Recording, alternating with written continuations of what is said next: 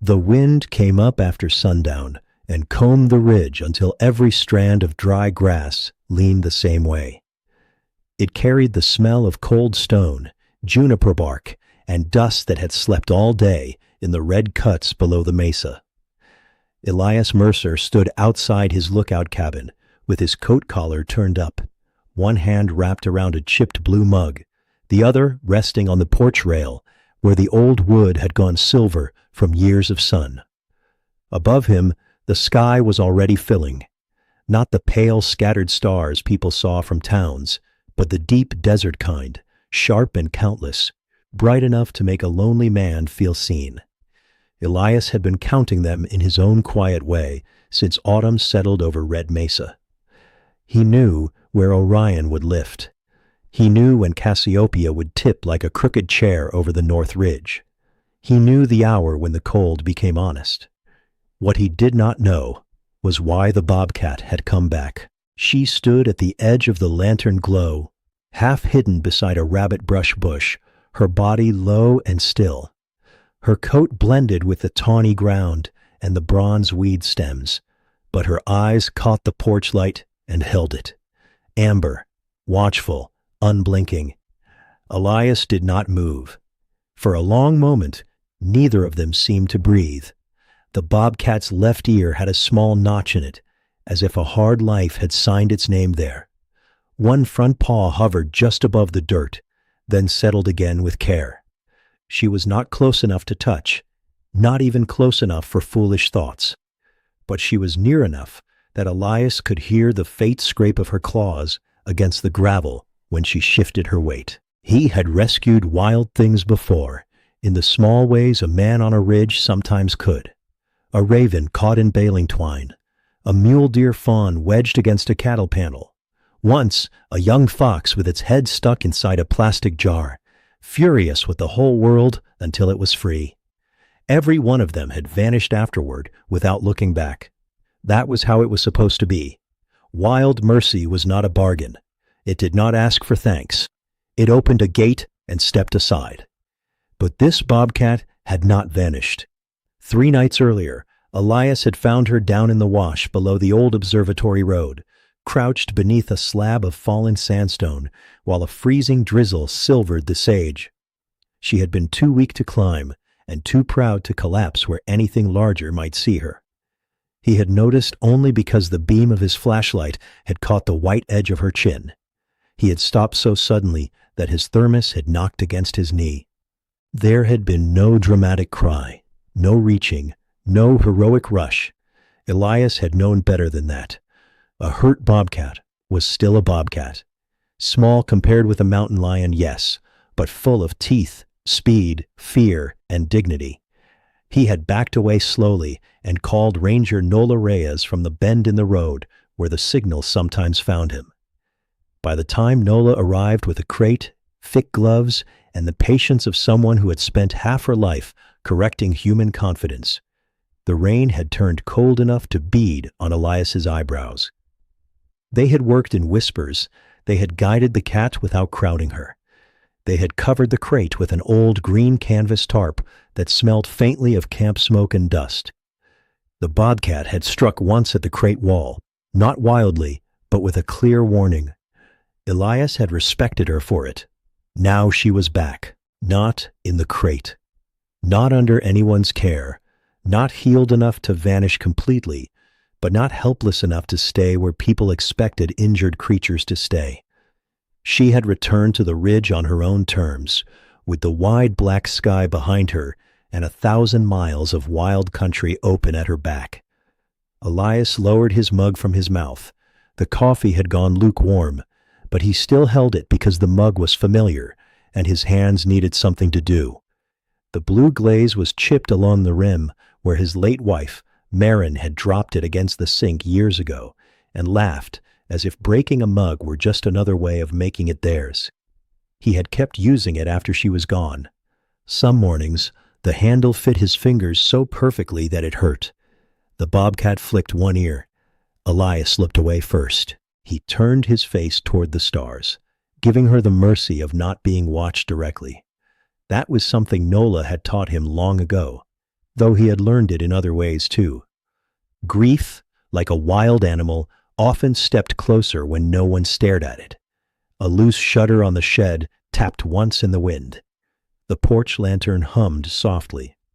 Somewhere below, a nightjar made a small wooden sound and fell silent. The bobcat stayed. Elias could see her from the corner of his eye. She eased down onto her haunches, careful with the sore paw, and wrapped her short bobtail close to her body. Her whiskers moved as she tested the air. She did not look at him the way a pet might. She looked through the place, through him, through every sound and shadow that might matter. Then, strangely, she lifted her face toward the sky. Elias nearly smiled, but kept the movement small. "Well," he murmured, so softly that the wind almost took the word before it left him. "You picked a clear night." The bobcat did not answer, of course. She only sat beneath the edge of the lantern glow, wild and silent, as Orion shouldered his way above the dark ridge. Elias had once believed loneliness was an empty room. After Marin died, he learned it could also be a full sky, with no one beside him to notice.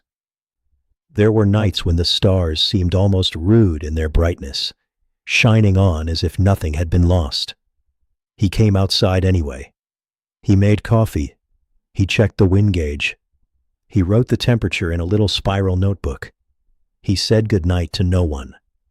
Now on that cold autumn ridge, a wounded bobcat sat 20 paces from his porch and watched the same stars.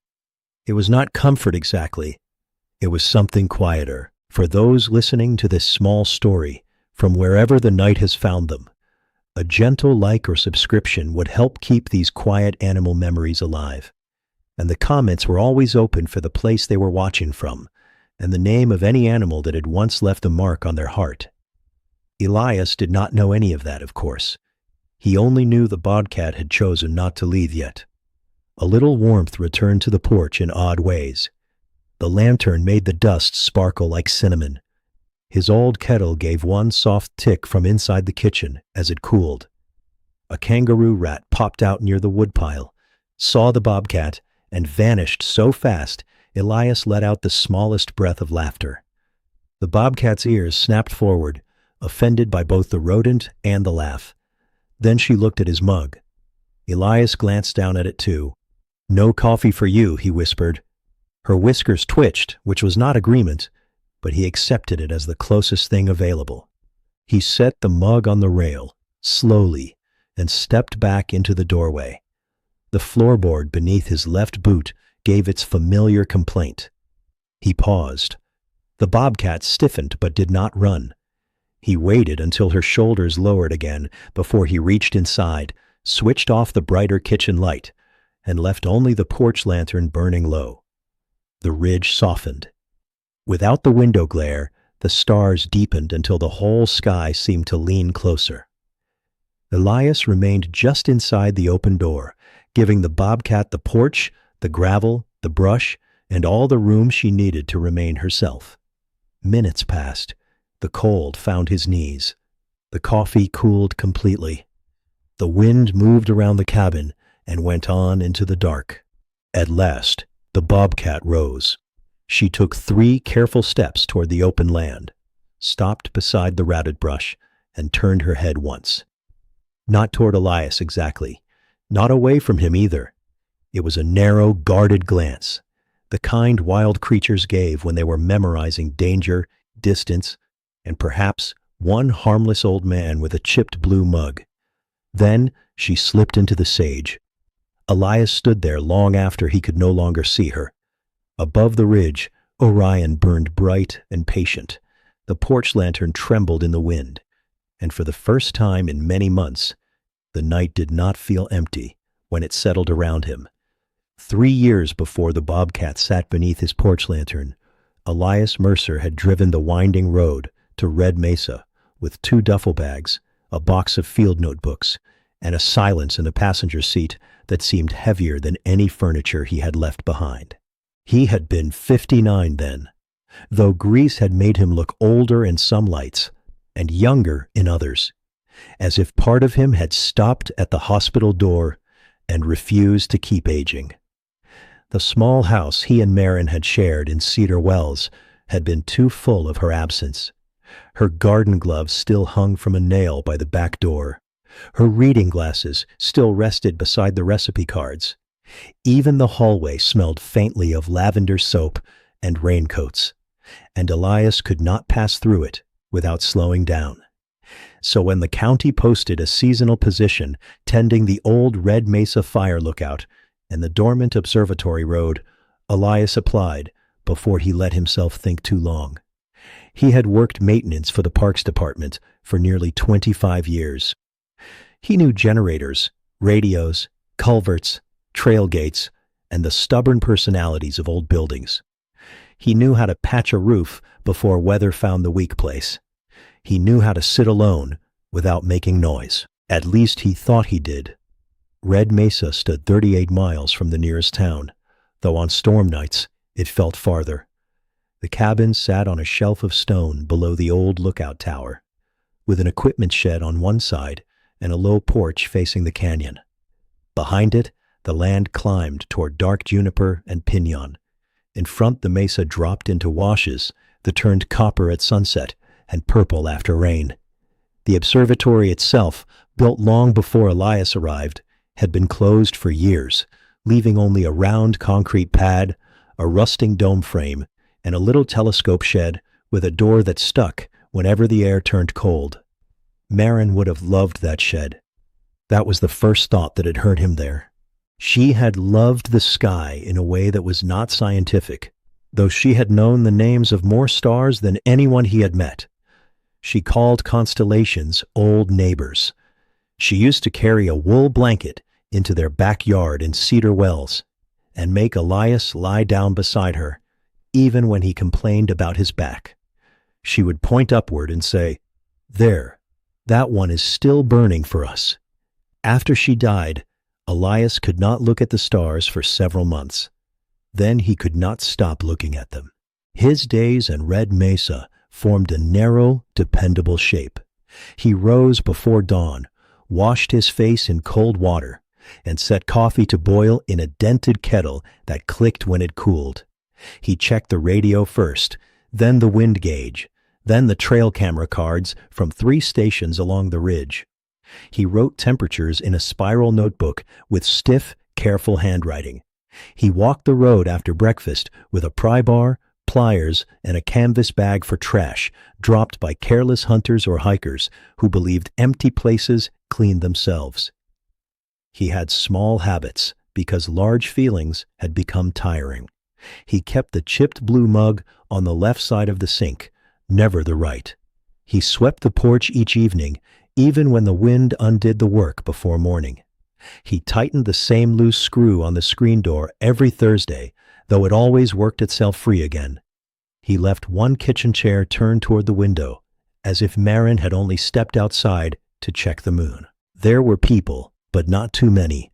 Ranger Nola Reyes came by twice a week in her dusty white truck, usually with some practical complaint about hikers, cattle breaks, or weather reports that sounded too confident for the sky they had. Nola was 46, sharp-eyed, and kind in a way that never announced itself. She brought mail when she remembered, oranges when her sister sent too many, and once a pair of wool socks she claimed were county surplus, though Elias suspected she had bought them herself. "Still talking to that kettle?" she asked one morning, hearing him mutter when it boiled over. "It listens better than the radio," Elias said. Nola smiled without pushing further. She had known Marin. Everyone in Cedar Wells had known Marin a little, because Marin had been the sort of woman who remembered birthdays, sick dogs, and which neighbor liked lemon pie. Nola did not speak her name often, and Elias was grateful.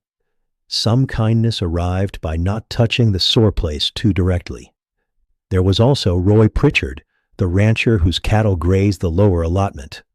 Roy was 70 and moved as if every joint had filed a complaint, but he still drove too fast on gravel. He waved with 2 fingers from the steering wheel and sometimes left Elias jars of pickled okra on the porch rail. Elias did not like pickled okra much, but he kept every jar because Roy looked pleased when he mentioned them. The third regular visitor was Maeve Lynn, a teenage astronomy volunteer from Cedar Wells High, who came once a month with her teacher to check the old sky instruments for a school project. Maeve wore bright shoelaces, spoke softly to machines as if they were nervous animals, and once taped a glow-in-the-dark star to the inside of Elias's mailbox. He pretended to be annoyed.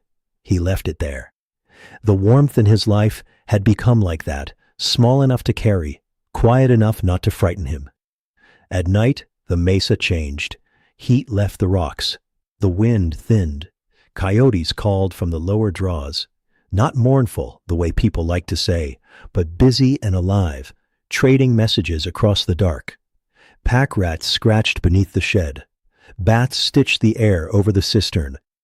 Sometimes a great horned owl settled on the tower rail and turned its head with priestly disapproval when Elias stepped outside. He learned the animal patterns before he learned the people again. Mule deer moved through before dawn, delicate as breath. Jackrabbits froze in the road and then exploded sideways at the last possible second. Gray foxes used the fence line like a secret road. Once, on a trail camera, Elias saw a mountain lion pass at 2:17 in the morning, all muscle and shadow, its eyes two pale coins in the infrared flash. He watched that clip 4 times and felt less alone for reasons he could not explain. He had always respected wild things, but after Marin's death, that respect deepened into something closer to kinship. Animals did not ask him to be cheerful. They did not tell him time would heal him. They did not look uncomfortable when silence stretched. They arrived hungry, wary, busy, injured, or curious, and they left when they needed to. Their lives ran beside his without demanding that he explain his own. Still, there were evenings when the cabin felt too quiet. Those were the worst after clear sunsets, when the sky turned from gold to blue to a darkness so clean it seemed newly made. Elias would carry the blue mug out to the porch and stand where Marin would have stood, naming stars under his breath because someone ought to remember them. He kept her old red scarf folded in the top drawer, not because he wore it, but because once in a while he needed to touch something that had known her warmth. He never told Nola that.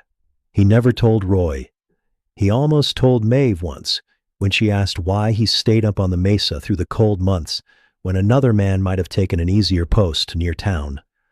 She had been tightening a tripod screw, her bright shoelaces dusted orange, and she asked it the way young people asked honest questions, not yet embarrassed by sincerity. Elias looked across the canyon. "Some places don't mind if you're quiet," he said. Maeve accepted that with a nod, as if it were a complete answer.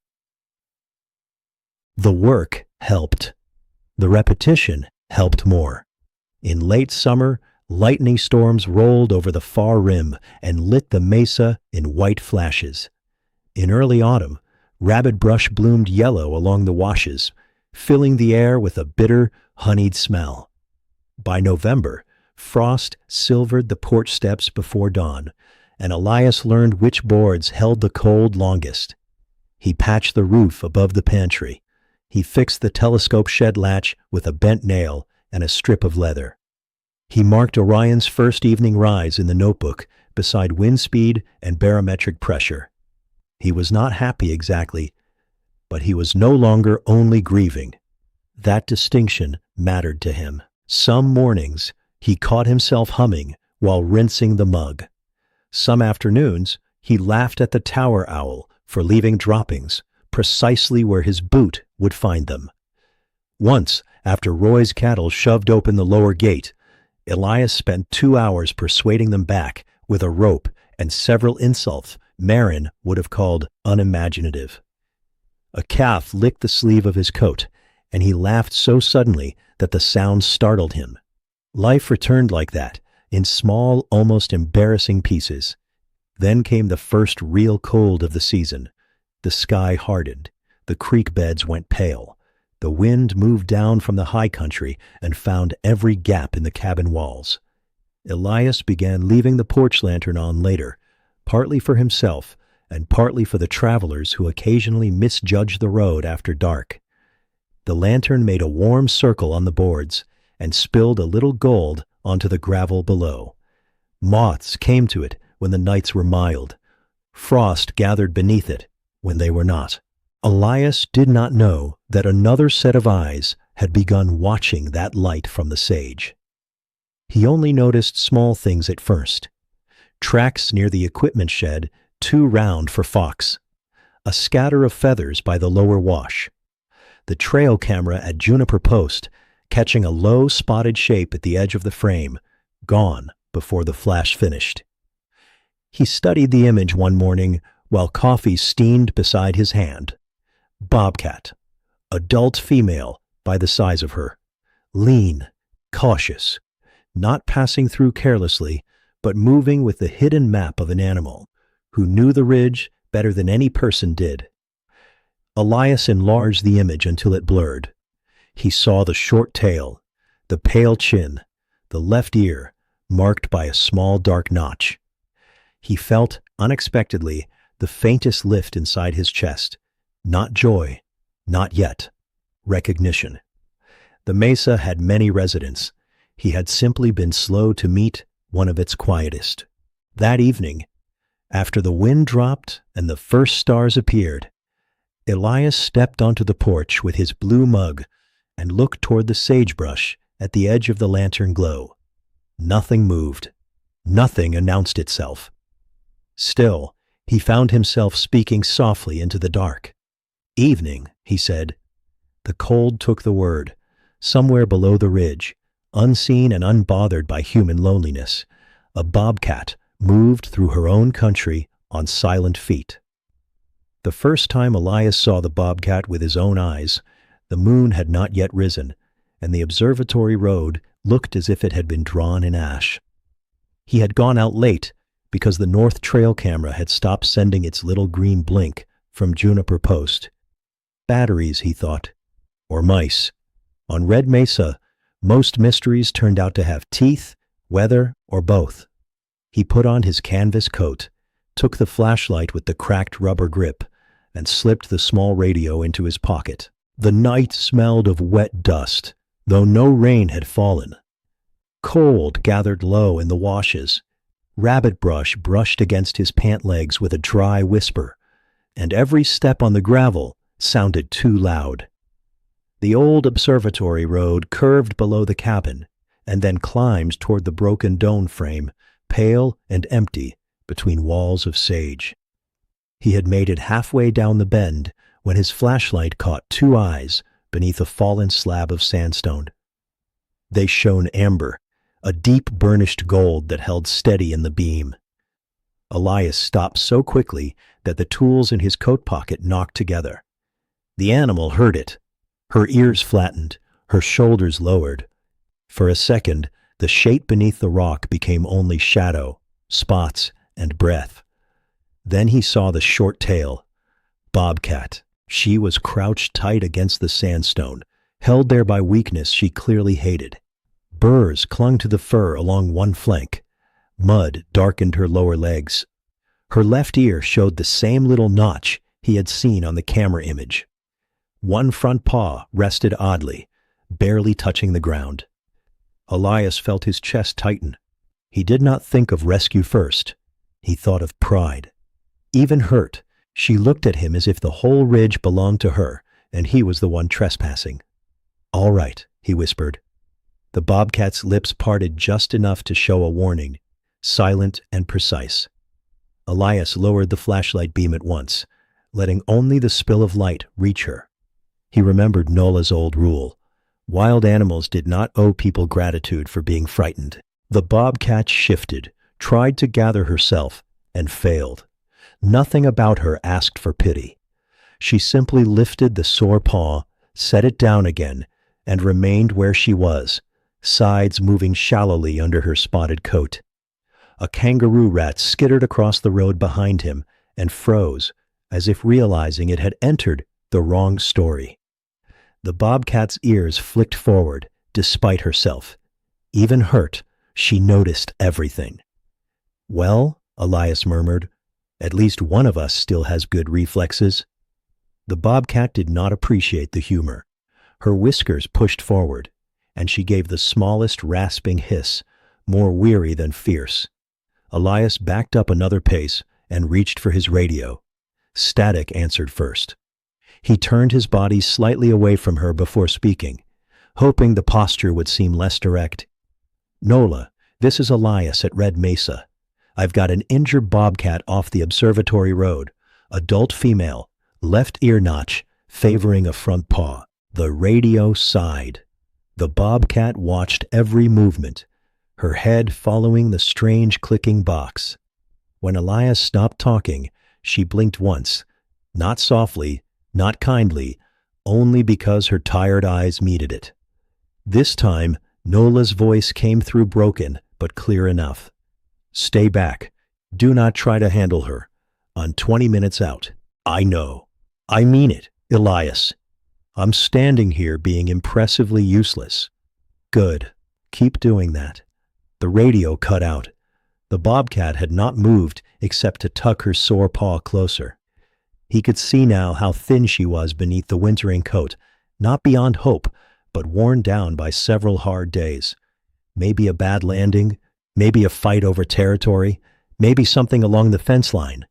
The unknown made him uneasy. He eased himself down onto a flat stone on the opposite side of the road, far enough that she had space to bolt if strength returned, close enough that coyotes might think twice about wandering in. The stone's cold came straight through his jeans. He set the flashlight beside his boot, beam turned away, making a dim pool of light between them. They waited like that. The desert, which had seemed empty minutes before, revealed its small night sounds. A beetle clicked under dry leaves. Wind moved through sage with a sound like paper being folded.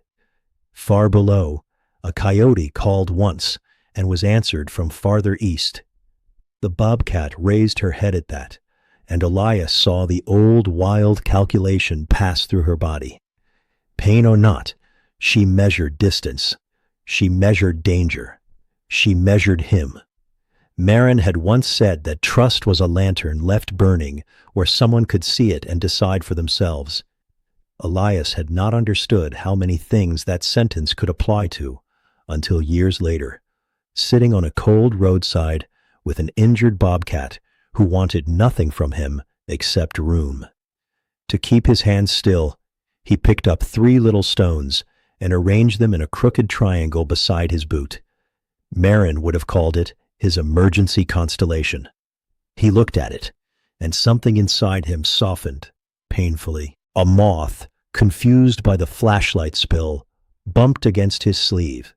The bobcat flinched at the tiny flutter, and then seemed annoyed with herself for wasting strength on such a small threat. Elias pretended not to notice.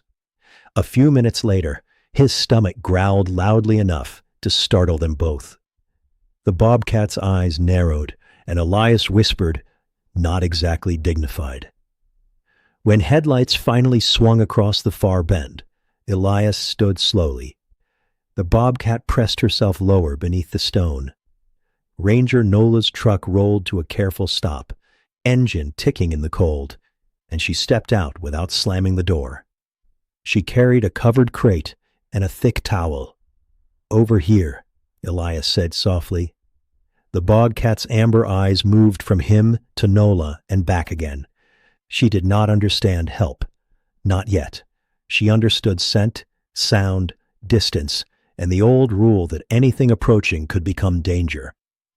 So Elias stepped away from the road and let Nola take the lead. For one brief moment, as he moved aside, the beam of the flashlight brushed the bobcat's face. Her pale chin, her nicked ear, the fierce, exhausted shine of her gaze. Whether she survived or vanished, Elias knew he would remember those eyes. They were not asking to be saved. They were only refusing to disappear. Nola worked the way Elias wished more people worked around frightened creatures, with her voice low, her hands certain, and her pride nowhere in sight. She did not hurry toward the bobcat. She did not speak as if kindness could soften teeth. She set the covered crate on the road, knelt in the gravel, and studied the narrow space beneath the sandstone, without pointing her flashlight straight into the animal's eyes. The night had grown colder by then. Elias could feel it in the bridge of his nose and in the old ache behind his left knee. "She's tired," Nola said. "Can you help her?" "We can try to make help less terrifying."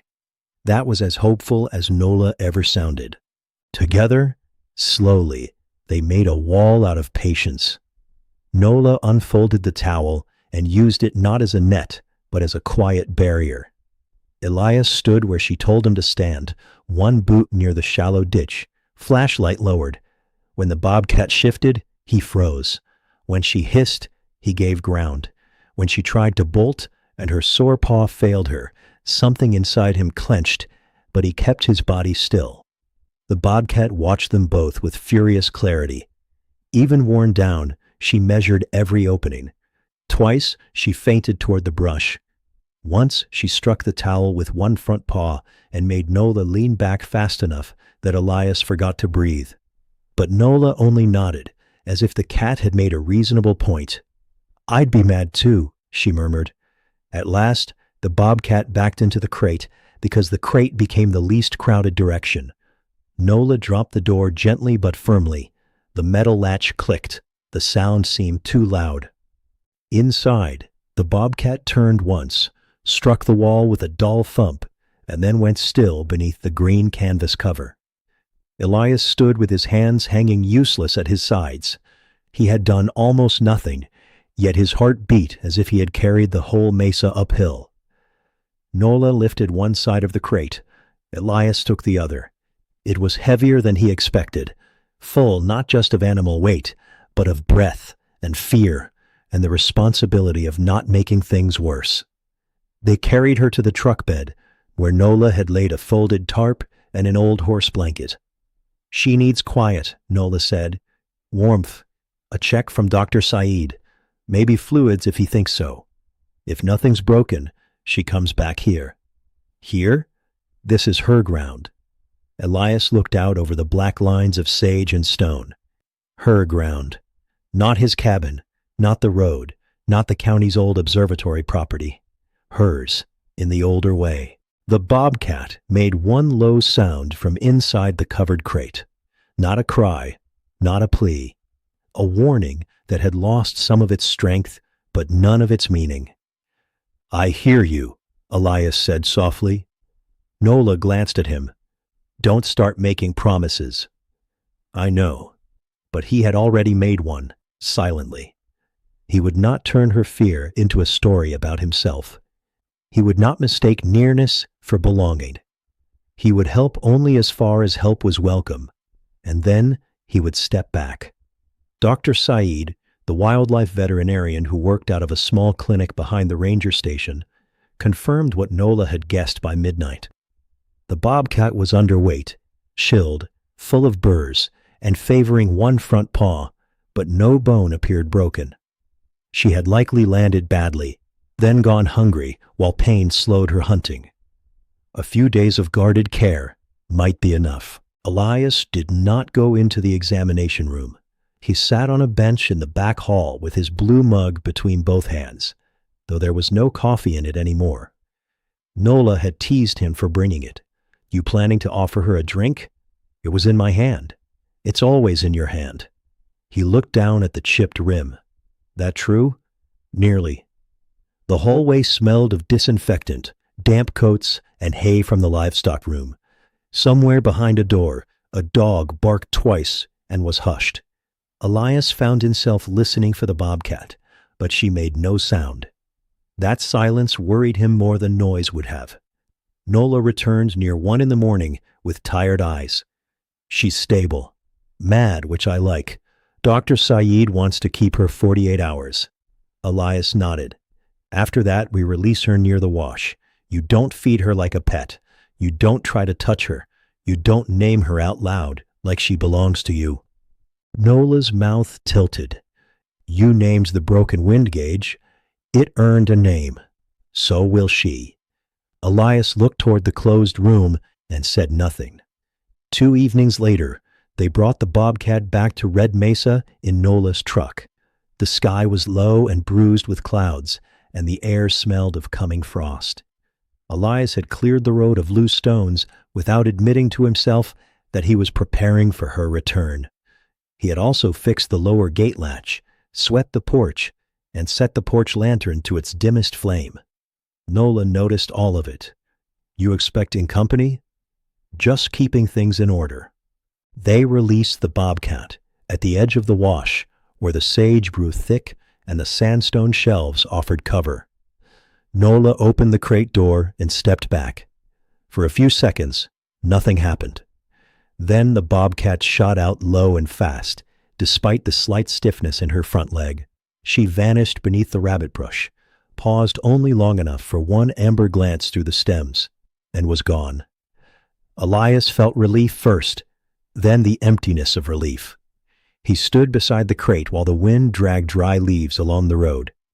He had wanted her free. That was the whole point. Still, the place she left behind seemed suddenly larger than it had before. Nola picked up the crate. Good outcome. Yes, Elias said. She may never come near here again. I know. This time, he truly did. But the next afternoon, Nola returned with careful instructions and 2 shallow metal dishes. She's thin enough that a short support routine won't hurt, she said. 3 nights, maybe 4, small amount, no porch feeding, no hand feeding, no calling her in. Set it near the brush and leave. If she takes it, fine. If coyotes take it, we stop. If she starts getting too comfortable, we stop sooner. Elias listened as if she were explaining how to handle fire. That evening, he placed a little food and water not at the porch, but down near the rabbit brush at the edge of the lantern's reach. 3 careful steps beyond the last porch board, then 3 more, because 3 had felt too close. He crouched only long enough to set the dishes flat on the ground. The metal clicked softly against a stone. Elias walked back inside without looking over his shoulder, though every part of him wanted to. The cabin smelled of coffee, dust, and the beans he had forgotten on the stove. The kettle ticked as it cooled.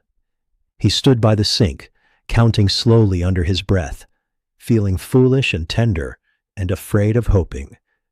When he finally allowed himself to glance through the dark window, the dishes were still there.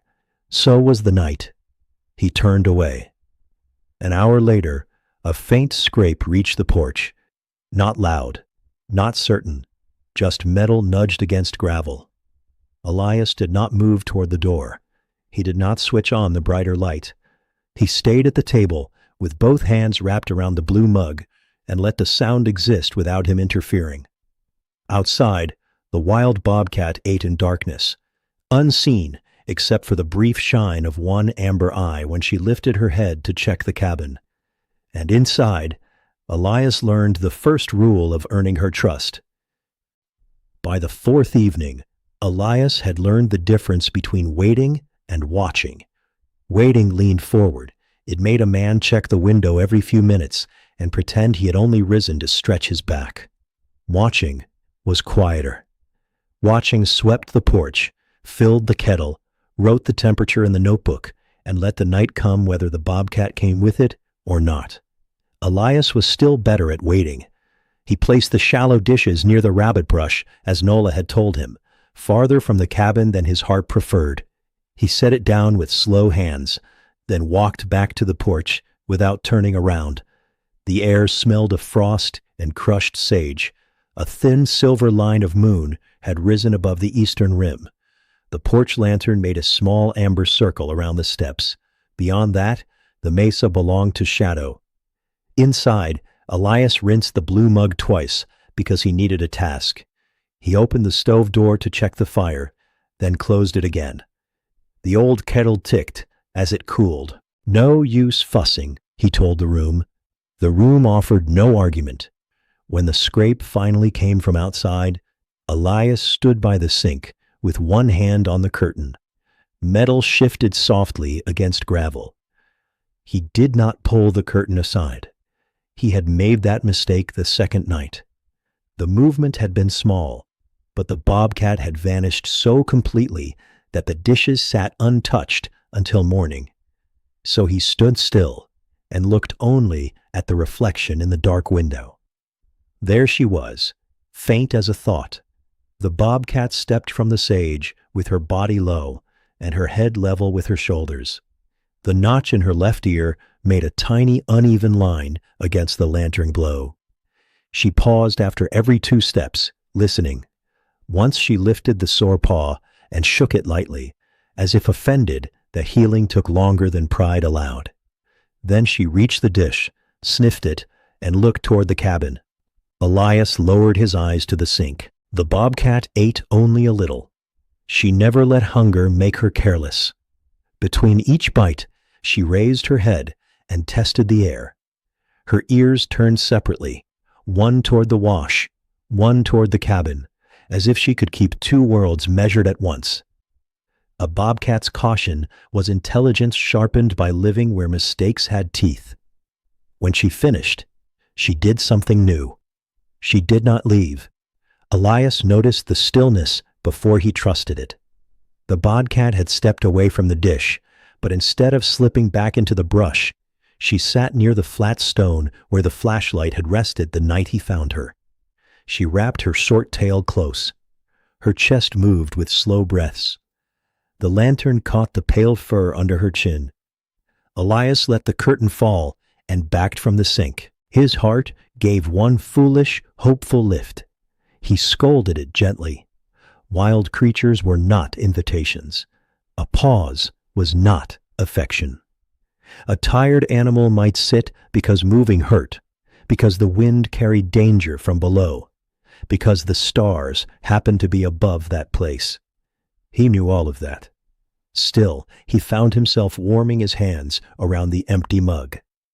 After a while, he sat at the kitchen table and opened Marin's old star guide. The cloth cover had faded from navy to dusk. She had written in the margins with a green pen, circling things she wanted to show him later. Later had become one of those words Elias handled carefully. Outside, a faint thump sounded on the porch. Elias looked up. The bobcat was not on the porch. She had not come that close. A piece of shed bark, curled like a dry little boat, had blown from the woodpile and landed on the bottom step. The bobcat stared at it with deep suspicion. Elias watched through the curtain as she extended one paw, tapped the bark, withdrew, and waited for it to reveal its intentions. When the bark failed to attack, she tapped it again. It flipped over.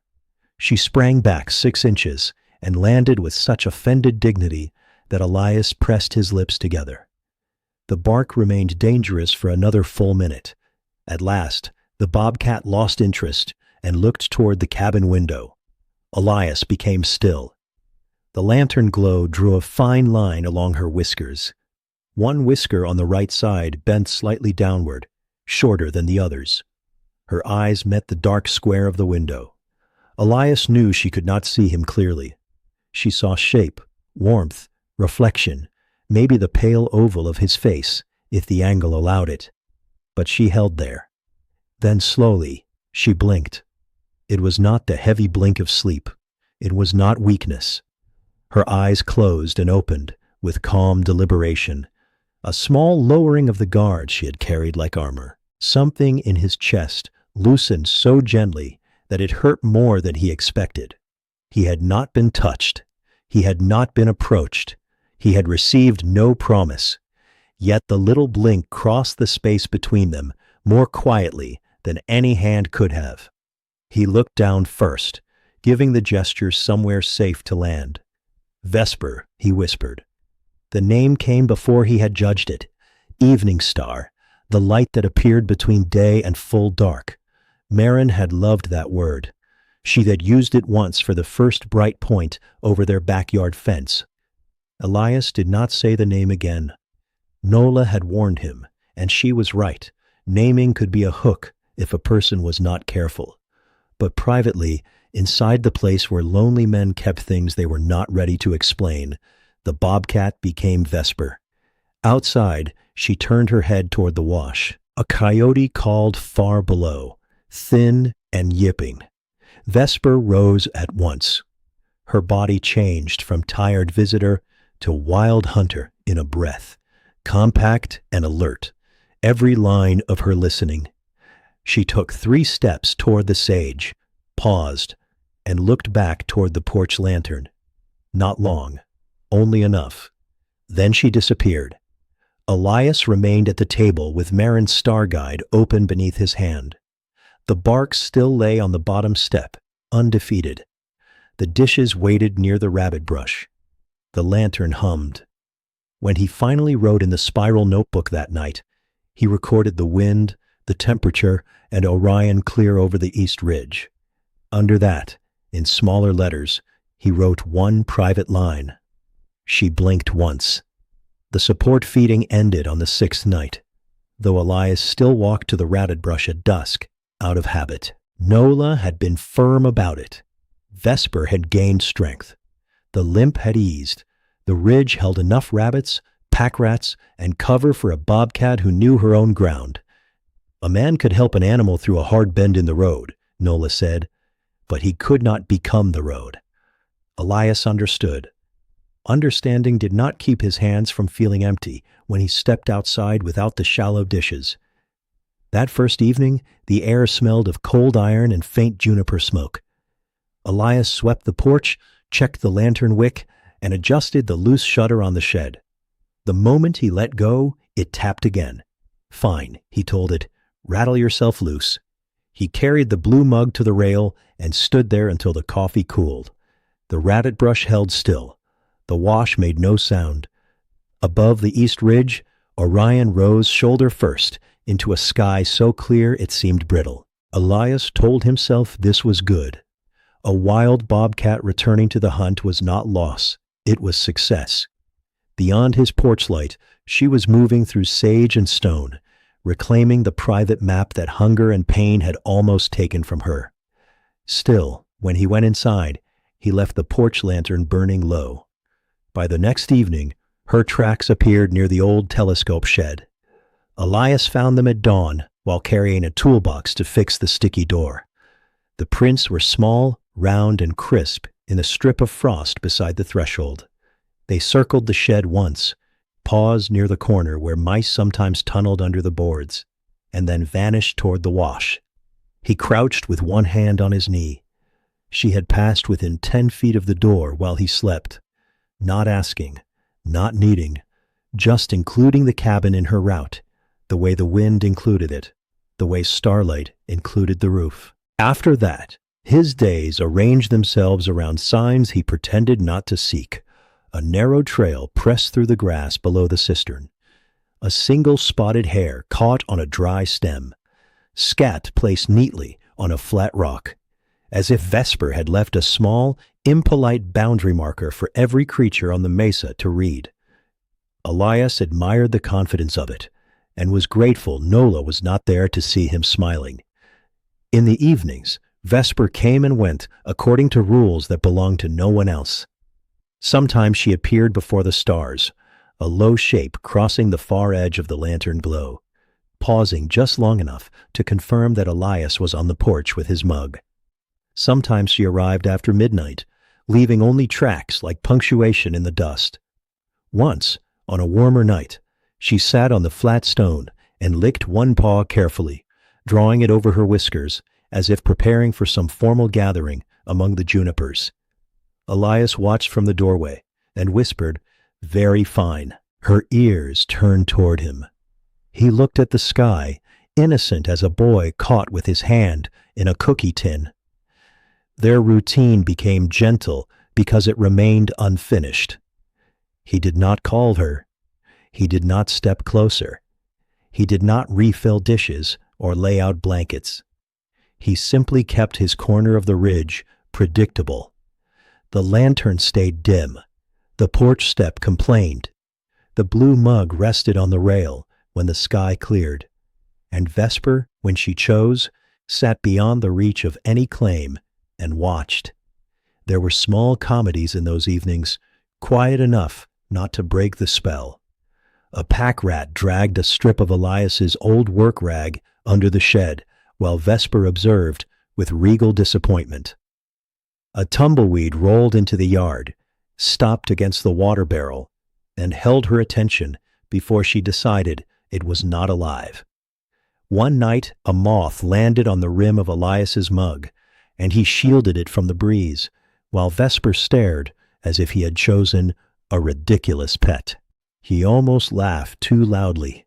Instead, he smiled into the dark. The healing in her was easy to miss if he looked for grand proof. It showed in smaller things. She put weight on the sore paw without pausing. She climbed the low sandstone shelf above the wash, chest lifted, ears sharply cut against the stars. She crossed the road in a measured trot, stopping midway to turn her head toward a sound Elias could not hear. Her wildness did not fade as she grew stronger. It brightened. That was what moved him most. Elias had spent years thinking grief had made him smaller. He had narrowed his life to safe repetitions because longing had felt too large to carry. But Vesper did not heal by becoming less herself. She healed by returning more fully to what she had always been. Cautious, silent, territorial, unowned. Maybe recovery was not the same as returning to the old life.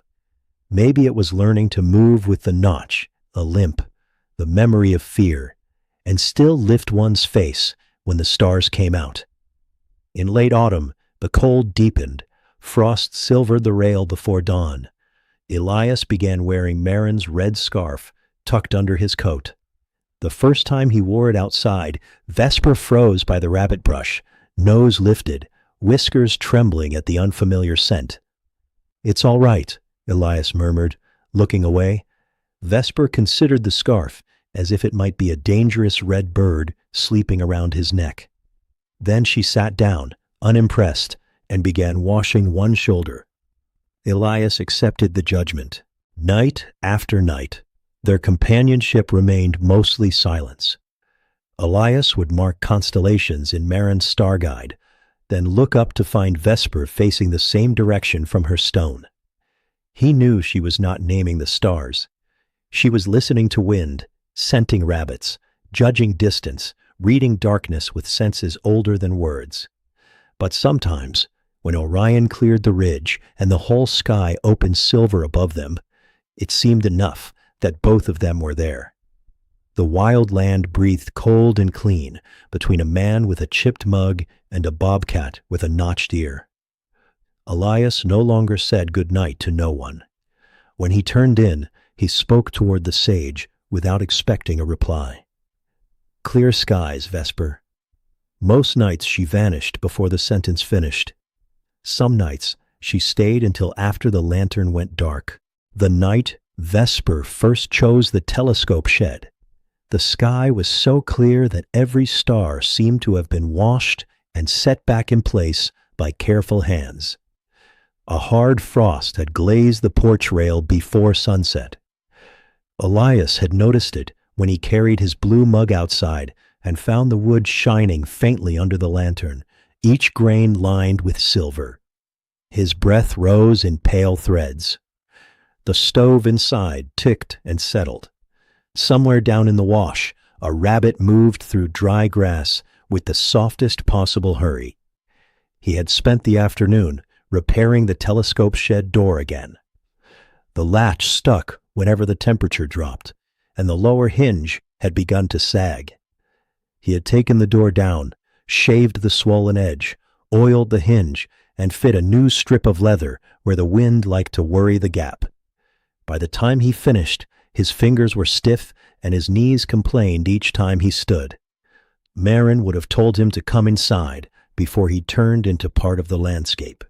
Instead, he made coffee and went back out.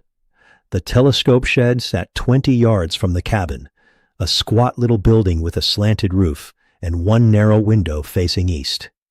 Beyond it, the old observatory pad lay pale under the stars, its broken dome frame rising like the ribs of something the desert had chosen to keep. Elias liked that place after dark. It did not feel abandoned to him. It felt patient. Vesper appeared just as Orion lifted clear above the ridge. She came from the lower wash without hurry, her spotted coat ghosting through the sage. Her limp was nearly gone now, though she still placed that front paw with a touch of caution when crossing loose stone. At the edge of the lantern glow she paused, turned her head toward Elias, and narrowed her eyes against the light, as if judging his evening worthiness. "You're late," he murmured. She ignored him, which felt familiar enough to warm him. Instead of settling on her usual flat stone, Vesper moved toward the telescope shed. She circled it once, nose low, whiskers forward. She stopped at the repaired door and sniffed the fresh leather strip. Then she rubbed one cheek against the bottom corner, slow and deliberate, marking the wood with the private language of her face. Elias stood very still. It was not affection for him. He knew that. It was territory, scent, information, a bobcat's way of writing herself onto the map. But because his hands had fixed that door only hours before, the gesture struck him somewhere tender. She had inspected his work and decided it belonged to the ridge now. "Well," he whispered, "I suppose that's approval." Vesper gave the door a second cheek rub, then sat beside it with her back to the shed and her face toward the open tanyan. The stars poured over her shoulders. Her left ear notch made a small bite in the sky. Elias carried his mug to the porch steps and sat down slowly. The cold came through his coat, but he did not mind. A low wind moved over the mesa and brought the smell of juniper, dust, and old stone. The lantern behind him hummed softly. For a while, nothing happened. That was the beauty of it. No rescue, no crisis, no trembling moment that needed to become a memory. Only a man on a porch and a wild bobcat beside a shed, both looking out into the dark country as if the night had called roll, and they had answered. Alaris had not known how hungry he had been for ordinary company. Not conversation, not advice, not someone filling the cabin with noise because quiet made them nervous. Just presence, a living shape nearby, a second keeper of the night. He opened Marin's star guide on his lap.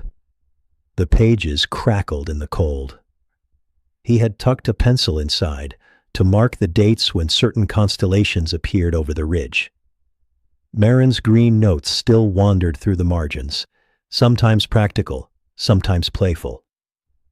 Near the page on Orion, she had drawn a tiny mitten because Elias had forgotten his gloves during one winter backyard watch and complained for 20 minutes. He smiled before he could stop himself. Across the yard, Vesper lifted one paw and began washing her face with solemn concentration. She dragged the paw over her ear, paused, then repeated the motion until the notched ear lay smooth again. A moth, impossibly late in the season, fluttered near the shed window.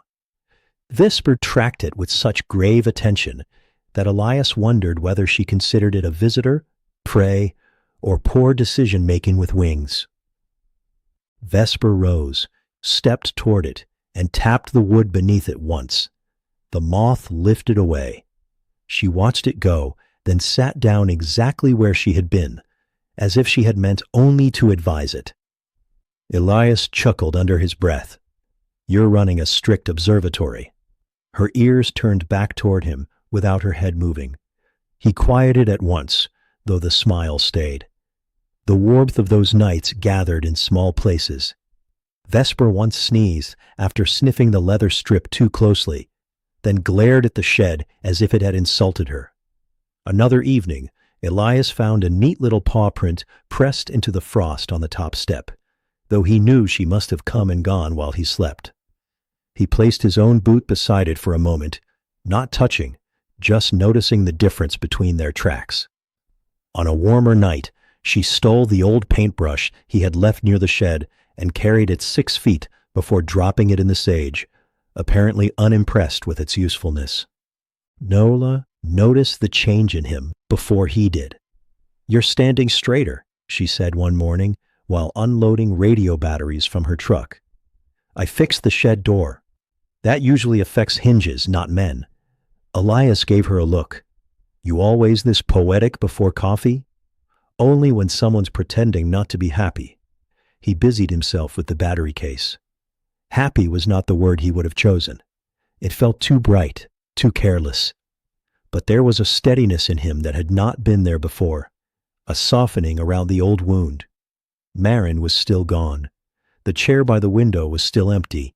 The red scarf still held more memory than warmth. Yet the nights had become less hollow. That evening, he carried the scarf outside and laid it across his knees while he sat on the porch step.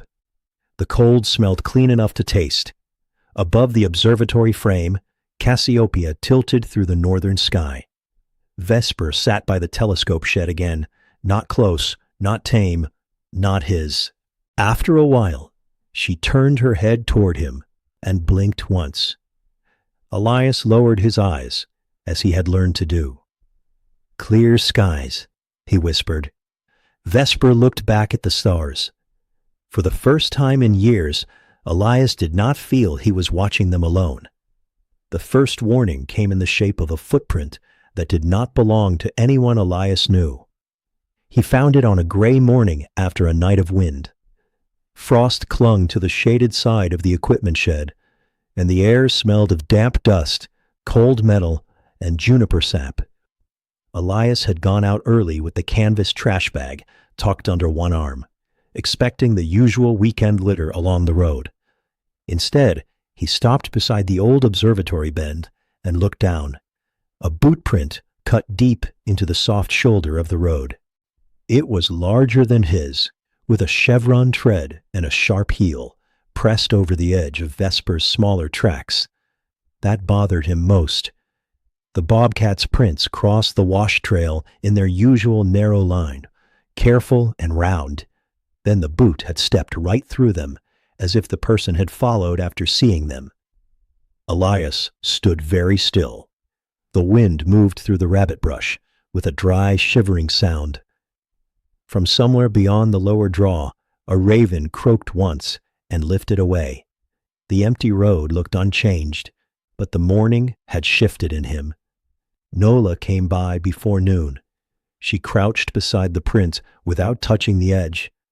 Her face did not change much, but the quiet around her sharpened. "Not Roy," she said. "No. Could be a hunter off route. Season's not open for anything up here. That doesn't stop everybody." Elias disliked the way the sentence settled. They walked the road together. A second print appeared near the broken dome frame. Then another below the telescope shed where the ground held shadow longest. Whoever had come through had moved along the edge of the brush, pausing near the game trail that led down into Vesper's wash. On the shed latch, Elias found a smear of mud. Vesper's cheek scent had marked that corner for weeks. Elias could not see scent, but he remembered the slow way she had rubbed her face there under the stars. Seeing mud over that place felt like finding a stranger's handprint on a family photograph. "She'll avoid it if she smells trouble," Nola said. "I hope so." That evening, Vesper did not sit by the telescope shed.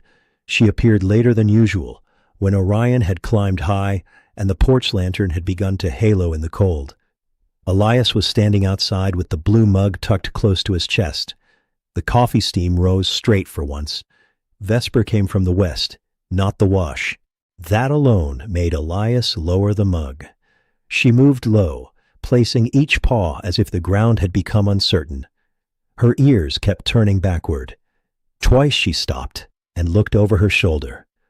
When a pack rat rustled near the woodpile, she spun so quickly that gravel snapped under her claws. "Easy," Elias whispered, though the word was more for himself. Vesper froze at his voice. Her eyes were not soft that night. They were bright and hard, full of messages he could not read. The notch in her left ear twitched. Her whiskers flared. Instead of taking her usual place near the shed, she circled wide around it, nose lifted, and sniffed the door from 6 feet away. Then she backed off. The shed, once accepted into her map, had become questionable. Elias felt a little sadness at that, not because she owed the place loyalty, but because he had begun to think of their routines as sturdier than they were. A boot print could disturb what weeks of patience had made. A stranger could pass through once and make the whole ridge feel less safe. He remembered how grief had done that too. One absence, and every room became unfamiliar. Vesper crossed to the flat stone, but did not sit. She stood on it with all 4 feet tucked beneath her body, spine level, head angled toward the lower draw. A sound rose faintly from below. Coyotes. Not one or two, several voices, yipping and breaking over each other in the cold, closer than Elias liked. Vesper did not run from the sound. She became stiller. Her tail gave one tight flick. Her ears cut forward. Elias listened until the calls moved east. The small warmth of the evening tried to return in pieces.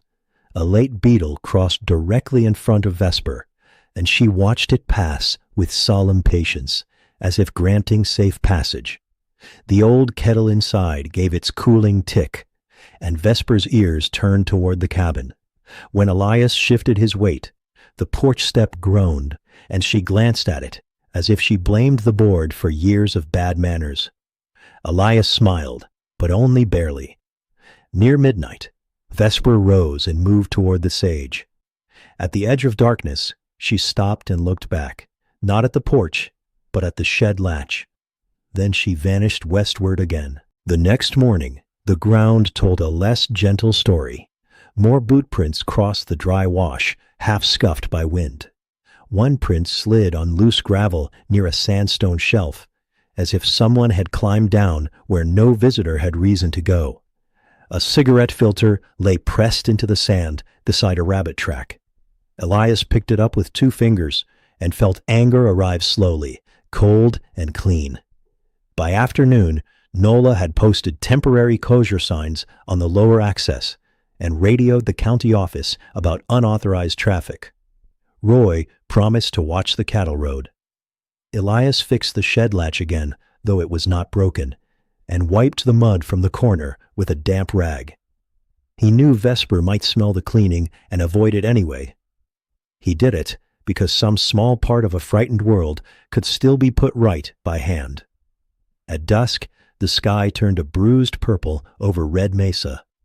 Elias set the porch lantern low. For a long time, no spotted shape moved in the sage.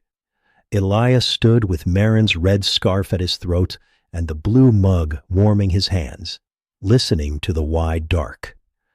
The ridge felt watchful now, no longer empty in the peaceful way, but waiting. When Vesper finally appeared, she stayed far beyond the lantern glow. Only her eyes showed, 2 amber points among the brush. She did not blink, she did not sit. Elias lowered his gaze to give her space. "Clear skies," he whispered. This time she turned before the words faded and slipped back into the dark, carrying her unease into the wild country. The storm arrived without the courtesy of rain. All afternoon the sky over Red Mesa had worn a strange yellow edge. By 4 o'clock, the wind lifted dust from the lower road. By 5, the junipers bent hard enough to show the pale undersides of their branches. Elias brought in the loose tools, latched the shed twice, and weighted the porch box with stone. The air smelled electric, though no lightning showed. He had seen desert windstorms before, but this one had an anxious temper. It came in sudden pushes, rattling the old observatory frame until the metal ribs sang above the ridge. The porch lantern flickered, even with the glass turned tight. Sand hissed against the cabin windows. Elias kept looking toward the wash, Vesper had not appeared since the night before, when she had watched from far beyond the lantern glow and left without settling. He told himself that was sensible. A bobcat would den before a hard blow. She would find a protected ledge, tuck low among stone and brush, and let the weather exhaust itself.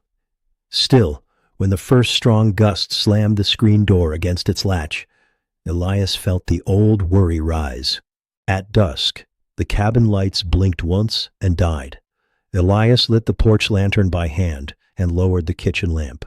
Outside, wind dragged gravel across the road. The kettle ticked behind him. The blue muck sat near the sink, empty, but his hand found it anyway. A sound came from the telescope shed, not the usual shutter tap, a heavier thump. Elias lifted his head. Another gust hit, and something scraped sharply across the yard. He took the flashlight, pulled on his coat, and opened the door just wide enough to slip out. Sand struck his cheeks. The cold was no longer clean. It was full of dust and broken stems. The porch step groaned beneath his boot, swallowed by the wind. "Vesper?" he said, though he knew better than to call. The word vanished. The shed door was still shut, but the service gate beyond it was swinging wildly. Elias had fixed that latch after finding mud on it. Now it banged open and close, each strike carrying through the storm like a loose bell. He started toward it. Halfway across the yard, the flashlight caught a flash of spotted movement near the rabbit brush. Vesper. She was crouched low beside the gate line. Her ears were flattened against the wind. Dust streaked across her coat. She looked toward Elias, then past him, then toward the lower wash. Her body held that hard, coiled stillness he had seen the night coyotes called too near. Behind her, in the wild tangle below the fence, something pale flapped and twisted. Elias narrowed the beam. A scrap of plastic feed sack had snagged on the lower wire, snapping in the winds like a trapped bird. Every time it cracked, Vesper flinched and then stood her ground again, furious at her own alarm. Beside the sack, the loose gate chain dragged and jumped. "It's only the gate." He angled his body away and took one slow step toward the latch, meaning only to secure it and retreat. Vesper's eyes fixed on the movement.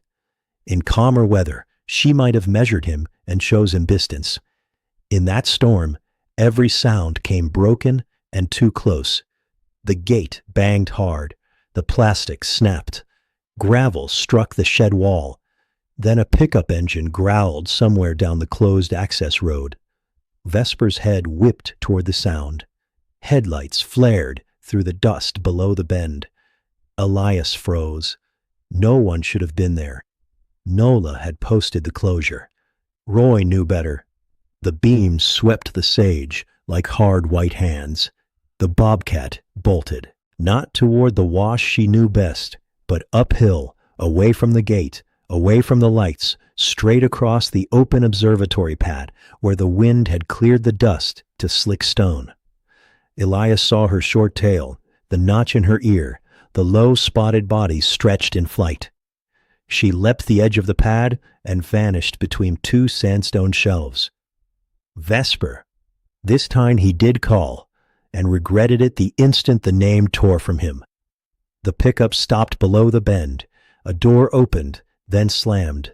The headlights remained on, glaring through the storm. Elias turned the flashlight down and moved to the service gate, anger and fear mixing so tightly he could not separate them.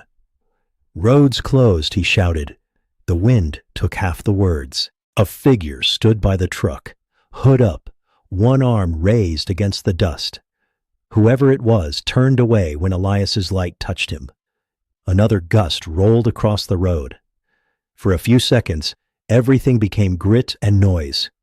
When Elias cleared his eyes, the figure was getting back into the pickup. The truck reversed badly, tires spitting gravel, then swung down the access road and disappeared. Elias stood at the gate with his heart hammering. The plastic feed sack snapped again. He tore it free, crushed it in one hand, and latched the gate with the other. The chain was cold and gritty.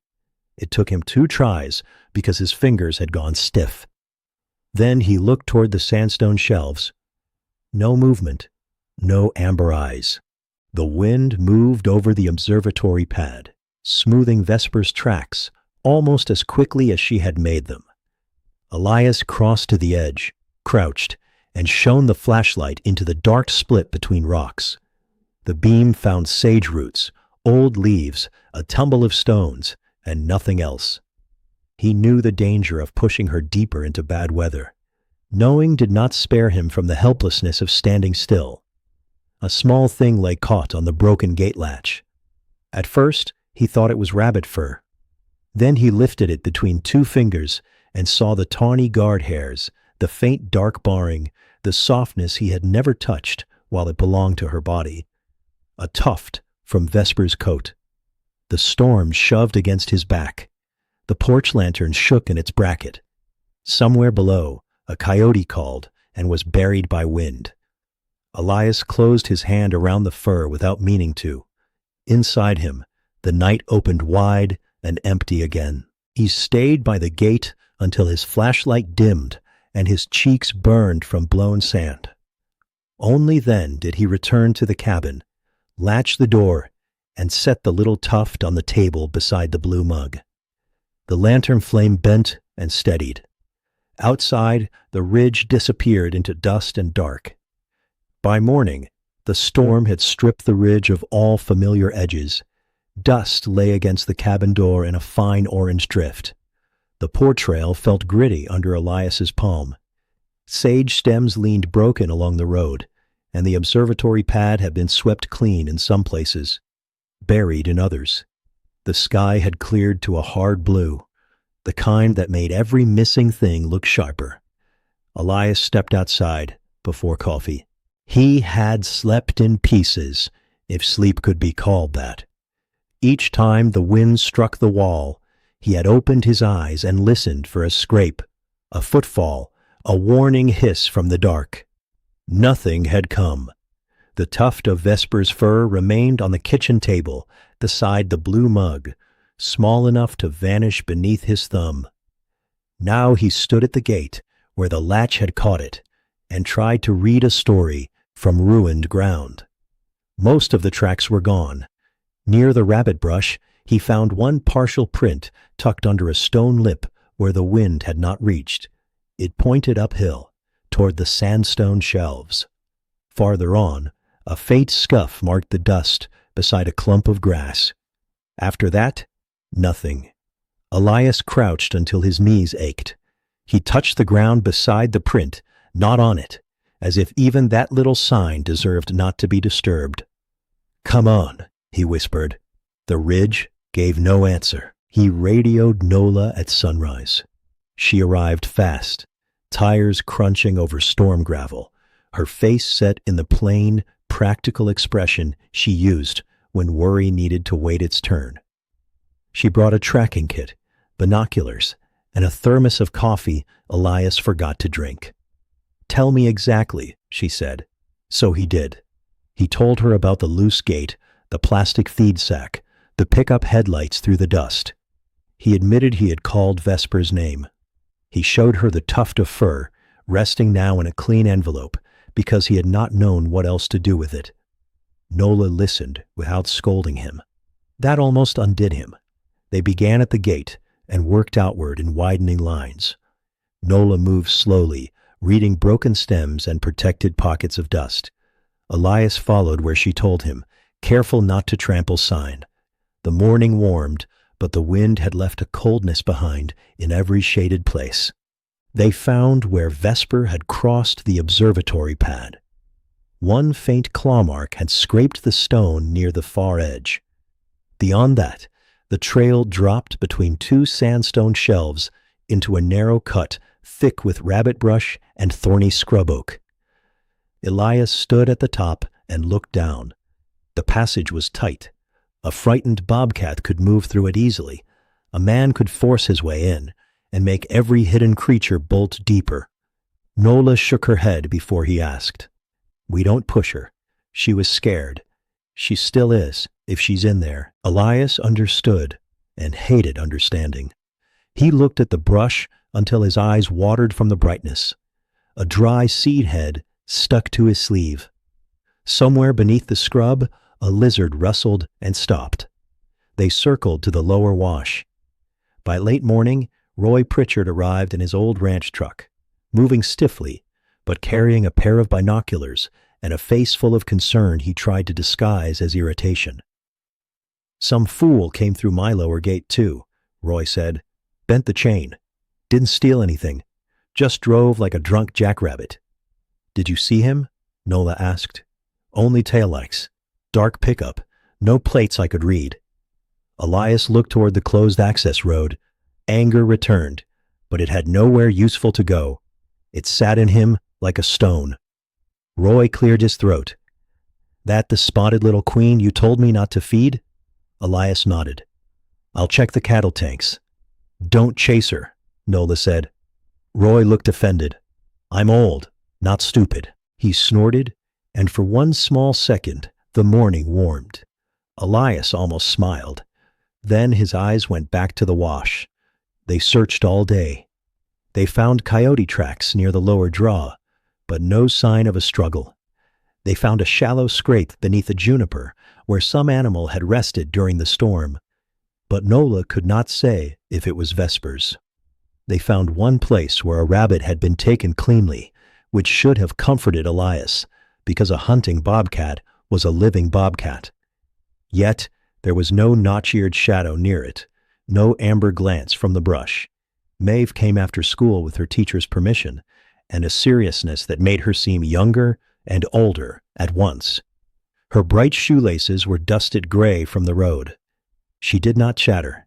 She only helped Elias check the old trail camera cards, sitting with him on the cabin step, while the little screen flickered through deer, fox, wind-blurred grass, and one startled raven. No Vesper. Maeve handed the device back carefully. "She knows this place better than people do," she said. Elias looked at her. The words were true. They were also what everyone said when hope needed something to stand on. "I know," he replied.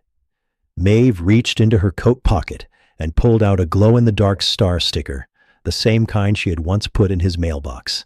She stuck it to the inside of the telescope shed window, low in the corner. "In case she checks your work again," she said. Nola pretended to inspect the horizon. Roy suddenly became interested in his boot. Elias looked at the small pale star in the window and felt his throat tighten. "That'll help," he said, because kindness deserved belief, even when belief was tired. Evening came too quickly. The searchers left one by one. Nola promised to return at first light and told Elias to call if he heard anything. Roy said he would keep his porch light on down by the tanks. Maeve lifted one hand in a small wave before the truck took her back toward Cedar Wells. Then Red Mesa became quiet. Elias stood alone outside the cabin while the sky darkened.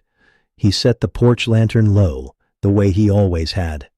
He placed no food because Vesper was wild and feeding could draw coyotes.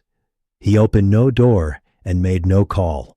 He only sat on the porch step with Marin's red scarf at his throat and the blue mug cooling beside him. The flat stone waited empty. The telescope shed held its little paper star. Above the ridge, Cassiopeia tilted into place. Elias looked at it until the lines blurred. He had thought he had learned how not to ask wild things to stay, but loss did not respect lessons. It walked back in, wearing a different shape.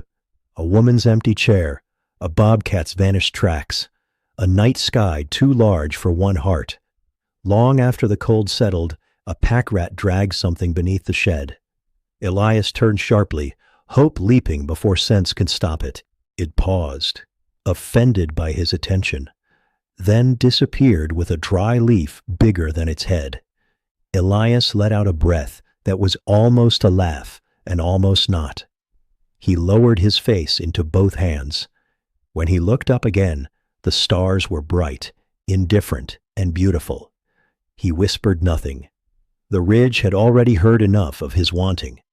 The second night after the storm passed without Vesper, and the third began cold and clear. Elias had spent the day walking slower than Hope wanted him to walk. Nola had searched the lower washes. Roy had checked the cattle tanks again and left a note on the porch. Maeve had sent word through Nola that the little paper star was still holding to the shed window. Elias smiled for half a breath, then had to look away. By sunset, everyone had gone. Red Mesa settled into itself. The air smelled of frost, stone, and the faint bitter dust left behind by broken rabbit brush. The storm had cleared every scrap of haze from the sky. Stars appeared before the last gold had drained from the west, until the old observatory frames stood like dark bones under the night. Elias did not make coffee at first. He did not trust his hands with the kettle. Instead, he swept the porch with slow, stubborn strokes. The broom scratched over the boards. The loose porch step complained each time he shifted his weight. He checked the lantern, lowered the flame, raised it a little, then lowered it again. Too bright might frighten her. Too dim might hide trouble. He knew such thinking was foolish, but grief often became a man arranging light. At last, he went inside and filled the blue mug with coffee he barely tasted. The kitchen chair by the window sat empty. Marin's red scarf hung from its back, where he had left it to dry after the search. On the table lay the envelope with Vesper's tuft of fur. He had not opened it again. He carried the mug outside. "Clear skies," he whispered to the dark, though he did not shape her name this time. Nothing moved. Hours passed in the slow way lonely hours did. A pack rat rustled beneath the shed and dragged out a twist of wire Elias had been looking for since spring. The rat paused in the lantern edge, whiskers bright, as if proud of solving a mystery by stealing it. Elias watched it haul the wire under the boards and murmured, "Keep it then." A little later, the tower owl landed on the lookout rail and turned its round face toward him with such stern patience that Elias almost apologized for being awake. The owl blinked first. Elias counted it as a victory. Near midnight, Cassiopeia had tilted high over the north ridge. The cold had settled into Elias's knees. He was thinking of going inside, because his body was old enough to have opinions about frost. Then something moved beyond the telescope shed. Not in the open, not where she used to sit. A darkness separated from the darker brush near the sandstone shelf and became low, spotted, careful. Elias stopped breathing. The shape paused, vanished behind the shed corner, then appeared again beside the little window where Maeve's paper star glowed faintly from inside. Vesper stood there, thin, dusty, alive. Her left ear notch cut its familiar mark against the sky. Burrs clung to one shoulder. Her front paw touched down with caution, but she bore weight on it. She kept her body low. Exhaustion hung on her, not as defeat, but as distance traveled. Elias did not speak. Every part of him wanted to stand, to cross the yard, to close the space fear had opened. He stayed seated. His hands closed around the blue mug, so hard the chipped rim pressed into his palm. Vesper looked at the porch. The lantern flame trembled. She took one step, then stopped. Her ears turned toward the wash, then toward the closed access road, then toward Elias. Her whiskers lifted. She tested him as if he were weather. He lowered his gaze. The gesture felt like prayer. A long minute passed, then another. Vesper moved to the flat stone. She did not climb onto it. Instead, she placed one front paw against its edge, sniffed the surface, and drew back. A small dry leaf skated across the gravel and struck her hind foot. She turned sharply, stared at it, and decided the leaf had poor manners. Elias felt a laugh rise and held it gently in his chest. She crossed to the shed door next. There, she paused beside the repaired latch.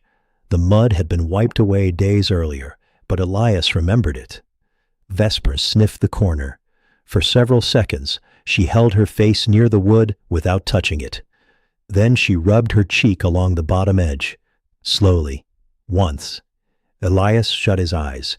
He did not cry in any large way. Nothing broke open. No sound came from him. But warmth moved through the cold place in his chest so carefully that he had to bow his head and let it pass. When he looked again, Vesper had turned toward the porch. She came no closer than the edge of the lantern glow. That was enough. More than enough. Her amber eyes rested on him, guarded and tired. She blinked once, heavy with weariness. "You found your way," Elias whispered. Vesper's ears flicked. She did not run. The kettle gave a sudden cooling tick. Vesper flinched, then glared at the window as if the house had become rude. Elias smiled before he could stop himself. The smile did not scare her away. She settled at last beneath the rabbit brush, not quite lying down, but folding her legs under her body, as wild creatures did when rest could not become surrender. Her short tail tucked tight. Her head remained upright. Even exhausted, she kept watch. Elias understood. He stayed on the porch until the coffee went bitter in the mug. He did not call Nola yet. He did not move toward Vesper. He only sat beneath Cassiopeia, letting the quiet return to its proper size. The mesa had not given her back to him. It had allowed them one more night under the same stars. That was different. And Elias, who had learned the cost of holding too tightly to what life loved, accepted the difference with both hands. At dawn, Vesper was gone from the rabbit brush, but her shape remained in every place Elias looked. A hollow pressed the frost where she had rested. 2 round tracks crossed behind the telescope shed and disappeared toward the sandstone shelf. On the door's lower corner, one faint smear marked where her cheek had touched the wood again. Elias stood over it with the blue mug in both hands. The sky had the pale washed color that came after hard cold. Far below, the washes still held blue shadow. The air smelled of ashes from the stove, juniper, and the bitter dust the storm had left behind. Elias had not slept much, but the tiredness in him had changed. It no longer had the heavy shape of not knowing. She was alive. That was the whole world for a moment. He called Nola as soon as the radio signal steadied. "She came back," he said. Static breathed between them. "How close?" "Lantern edge, then the shed." "Limping?" "Some. Thin. Burrs on her shoulder. Tired." "Did you feed her?" "No." The word should have felt like praise. Instead, it felt like a hand on his shoulder, holding him in place before he stepped toward the wrong kind of love. Nola arrived before the sun cleared the ridge, bringing binoculars, a small camera, and a calm Elias borrowed. Together they walked the perimeter, not following Vesper into cover, only reading the safe signs. Nola crouched near the frost hollow and nodded. She rested, not collapsed. Elias released a breath. Near the shed, Nola found burrs caught on the leather strip Elias had nailed to the door. She picked one free and rolled it between her fingers. "She's moving through brush. That means she's choosing cover. Good instincts." She looked so tired. "I'd expect that. I wanted to do something." Nola looked at him then, not sharply, but directly. "You did." "I sat on the porch." "Exactly." The answer stayed with him all morning. They decided on a careful plan that felt almost like doing nothing, which Elias learned was often the hardest kind of care. No food unless Nola saw signs she was failing. Fresh water would remain at the old wildlife pan down near the wash, where deer and fox already drank, not near the cabin. The lower access gate would be chained and watched. Trail cameras would be adjusted toward the wash openings, not toward a den. If Vesper came near, Elias would keep the lantern low and his hands to himself. "You're not saving her twice," Nola said. "You're protecting the room she needs to save herself." Elias nodded. That evening, he cleaned the porch with unusual care. He shook dust from the mat, brought in the loose nails from the rail, and set the blue mug on the table rather than carrying it out too early.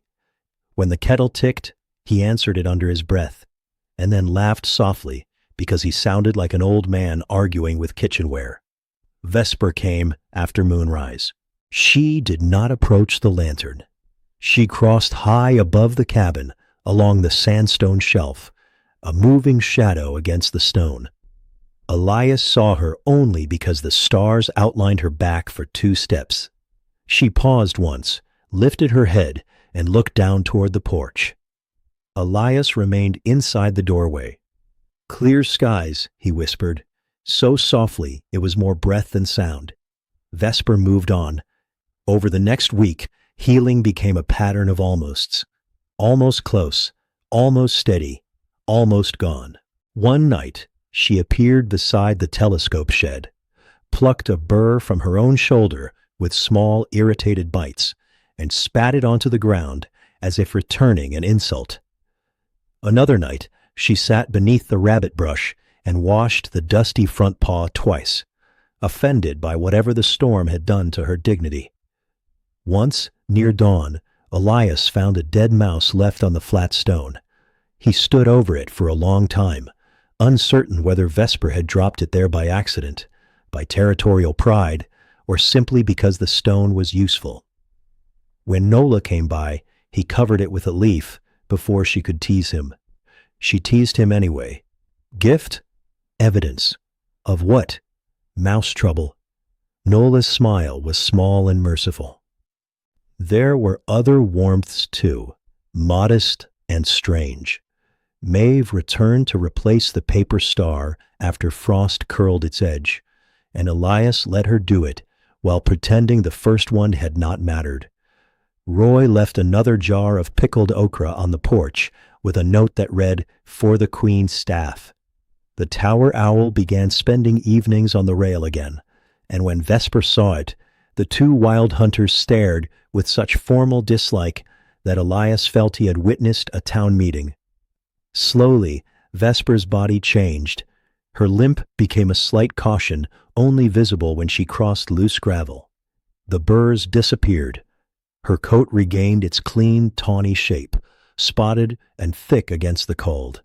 She returned to rubbing her cheek on the telescope shed, then on the rabbit brush near the wash trail, marking the world back into order. But she did not become tame. If Elias stepped out too quickly, she vanished. If his coat snapped in the wind, she flattened and withdrew. When Roy's truck rattled up the road, she left before the engine reached the bend.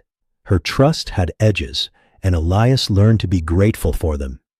Edges meant she still belonged to herself. That was the lesson that worked its way into him by inches. For years he had kept Marin's memory like something fragile he might break by living too fully near it.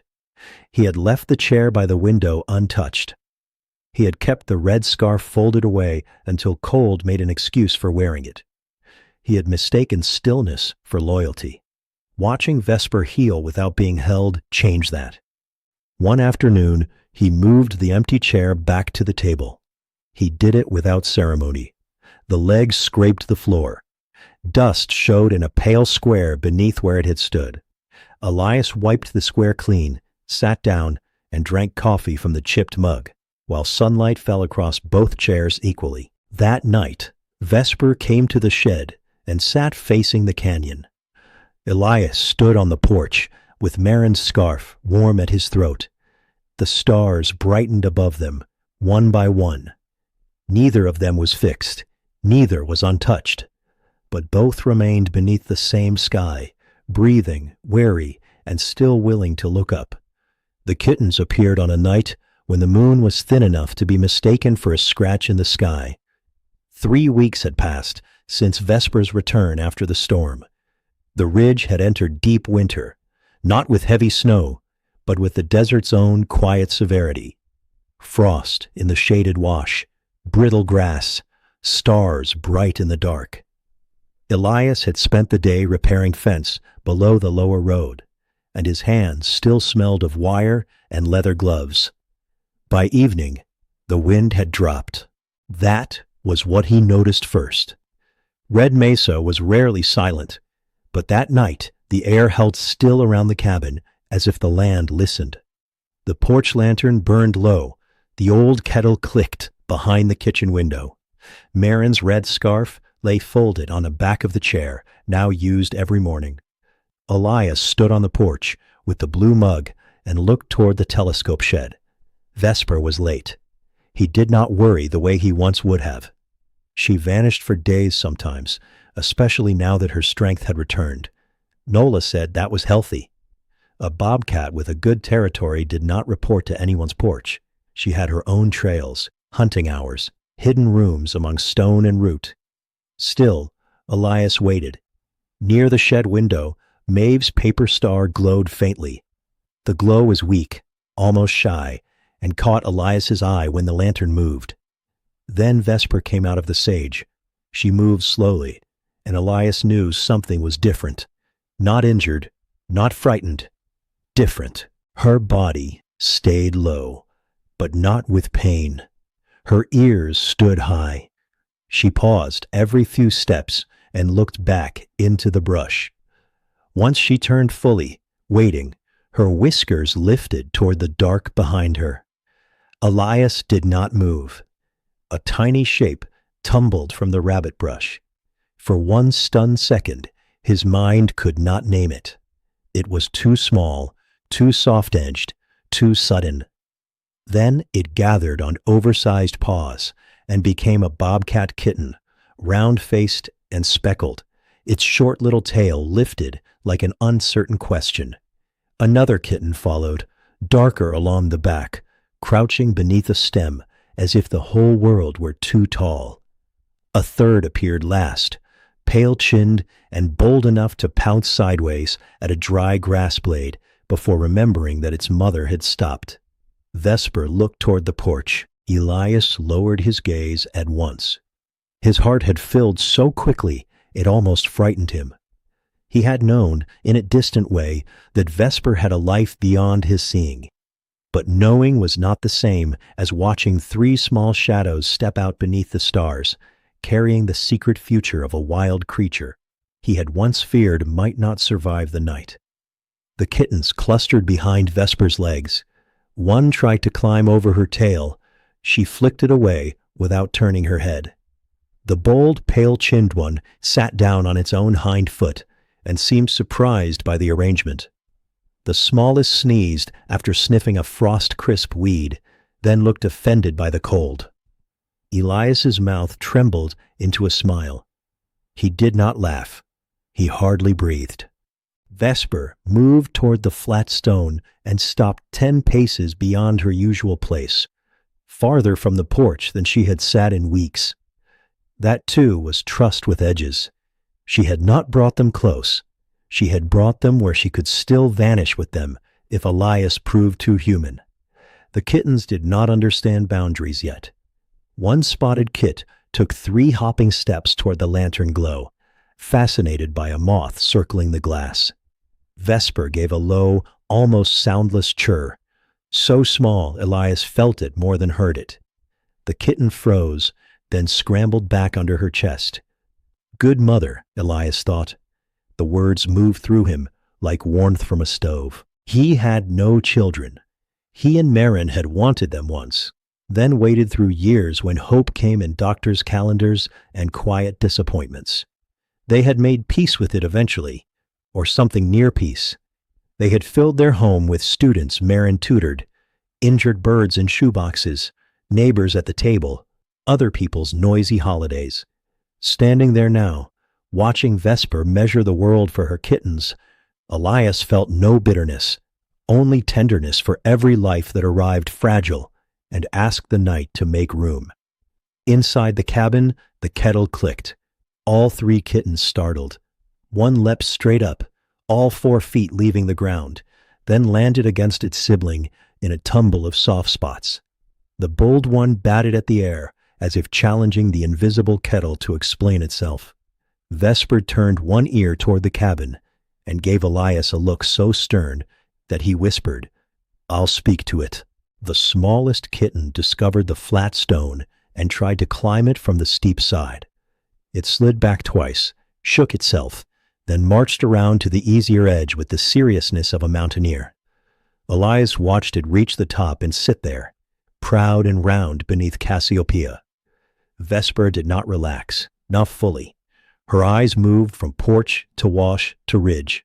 Her nose worked constantly. Every few breaths, she touched one kitten with her muzzle, not cuddling, but counting. 3, 3, 3. Elias understood that rhythm. After Marin died, he had counted what remained. Mug, scarf, chair, star guide, porch light. One item after another, proof that love had not disappeared, simply because its voice had gone quiet. Vesper counted living things. A gust moved lightly over the yard, carrying the scent of sage and frost. The kittens lifted their noses together, receiving their first lesson in the old language of the mesa. Vesper stepped away from the shed, and they followed, uneven and bright-eyed, each trying to walk where her paws had been. At the edge of the rabbit brush, she looked back once. Not long, only enough for Elias to understand that the ridge had trusted him with a glimpse, not a claim. He bowed his head slightly. "Clear skies," he whispered. Vesper turned into the sage. One kitten pounced after her tail and missed. Another vanished the wrong way and then hurried back. The smallest paused beneath Maeve's glowing paper star before disappearing after the others. Then the brush closed. Elias remained on the porch until the cold found him completely. Above the telescope shed, the stars burned steady and remote.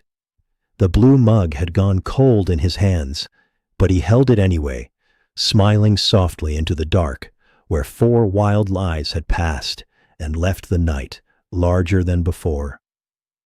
After the night of the kittens, Elias stopped thinking of Vesper as a visitor. Not because she belonged to him. She did not. The kittens made that truth clearer. She belonged to the wash trails, the sandstone shelves, the rabbit brush thickets, and the narrow ledges where a bobcat's paw passed without sound. She belonged to hunger and weather and the old map written in scent. But the ridge had made room for him in one corner of her life, and that corner became precious because it stayed small. Deep winter settled over Red Mesa with clean mornings and long blue shadows. Frost gathered along the porch boards before dawn, and the cabin windows smoked faintly when Elias made coffee. He kept the porch lantern low now, turned down until it glowed like a coal behind glass. Too much light made the kittens scatter. Too little, and he could not see if the gate had blown open. Every evening he checked the latch. The chain clicked in his gloved hand. The leather strip on the telescope shed door stiffened with cold. Maeve's paper star curled at one corner, but held to the window, faintly green after sunset. Vesper brought the kittens past the cabin twice a week at first, then less predictably as they grew bolder and she grew busier teaching them the country. She never led them to the porch. She chose the same safe route along the edge of the lantern glow, pausing where the flat stone caught a little warmth from the day. The kittens spilled behind her in a loose, spotted line, never as silent as they thought they were. The bold, pale-chinned kitten remained the troublemaker. Elias privately called it Comet, though he told no one except the kettle. Comet pounced on dried seed heads and once tried to stalk a beetle that simply walked beneath its belly and continued on, leaving the kitten bewildered. The darkest kitten was steadier, placing its little paws inside Vesper's tracks whenever it could.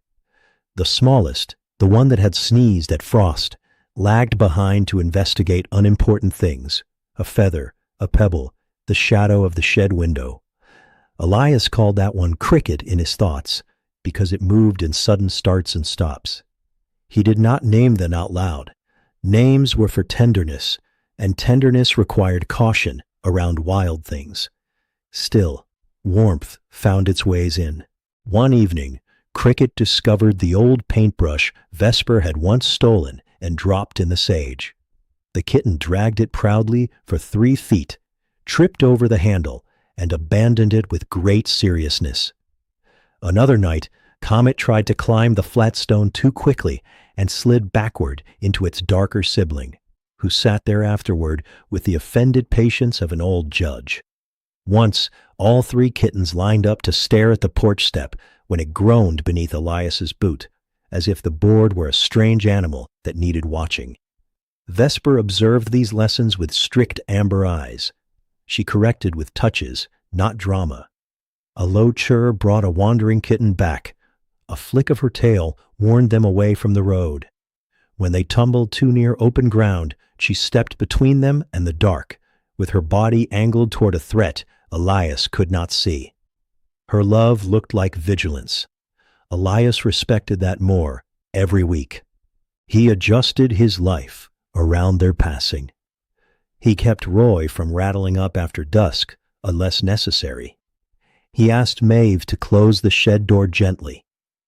He moved the firewood stack away from the brush line so mice would not gather too near the cabin. When Nola came to check the cameras, he reminded her to park below the bend. "You're becoming bossy," Nola said. "Wildlife protocol." She handed him fresh batteries and looked toward the wash. "You're doing well." Elias shrugged, but the words entered him quietly. He was doing well, in a way he had not expected to say about himself again. The cabin no longer felt like a place where he had gone to disappear. It had become a place where he kept watch. Disappearing turned a man inward until even sunlight felt like an interruption. Keeping watch turned him outward. It made him notice frost depth, coyote calls, moonrise, and the curl of Maeve's paper star. It made him leave the second chair at the table. Some mornings, he sat there with Marin's star guide open and wrote notes beside her green pen marks in his own small handwriting. Vesper crossed west after midnight. Kittens strong. Gate held. Orion clear. The page had room for both their hands. As the kittens grew, Vesper taught them beyond the lantern. Elias saw pieces, never the whole lesson. At dusk, she crouched near a game trail while the kittens tried to copy the stillness and failed in 3 different ways. Before dawn, the trail camera caught them, following her single file along the sandstone shelf, their eyes bright in the infrared flash. One afternoon, after a brief dusting of snow whitened the shaded rocks, Elias found tiny tracks around a rabbit brush bush, circling and doubling back until they vanished into Vesper's clean path. He stood over those tracks for a long time, smiling. The snow melted by noon, leaving the mesa damp and fragrant. Sage released its sharp green smell under the returning sun. The cabin roof dripped steadily. Vesper did not come that night, and Elias was glad. Good weather after cold meant hunting. When she returned 2 nights later, the kittens were not with her. She sat by the telescope shed alone, taller somehow in the lantern edge, her coat full, her notched ears sharp against the stars. Elias understood without needing Nola to explain. The kittens were growing, their circle was widening. Their mother could leave them hidden and range again, not as a weakened animal recovering near a porch, but as the quiet keeper of her own country. Elias stood in the doorway, blue mug warm in his hands. "Clear skies," he whispered. Vesper rubbed her cheek along the shed door once, then lifted her face toward the sky. The winter stars burned above them with their old patience. The ridge felt settled, not because nothing would change, but because change had found a gentler rhythm. After a while, Vesper slipped toward the wash.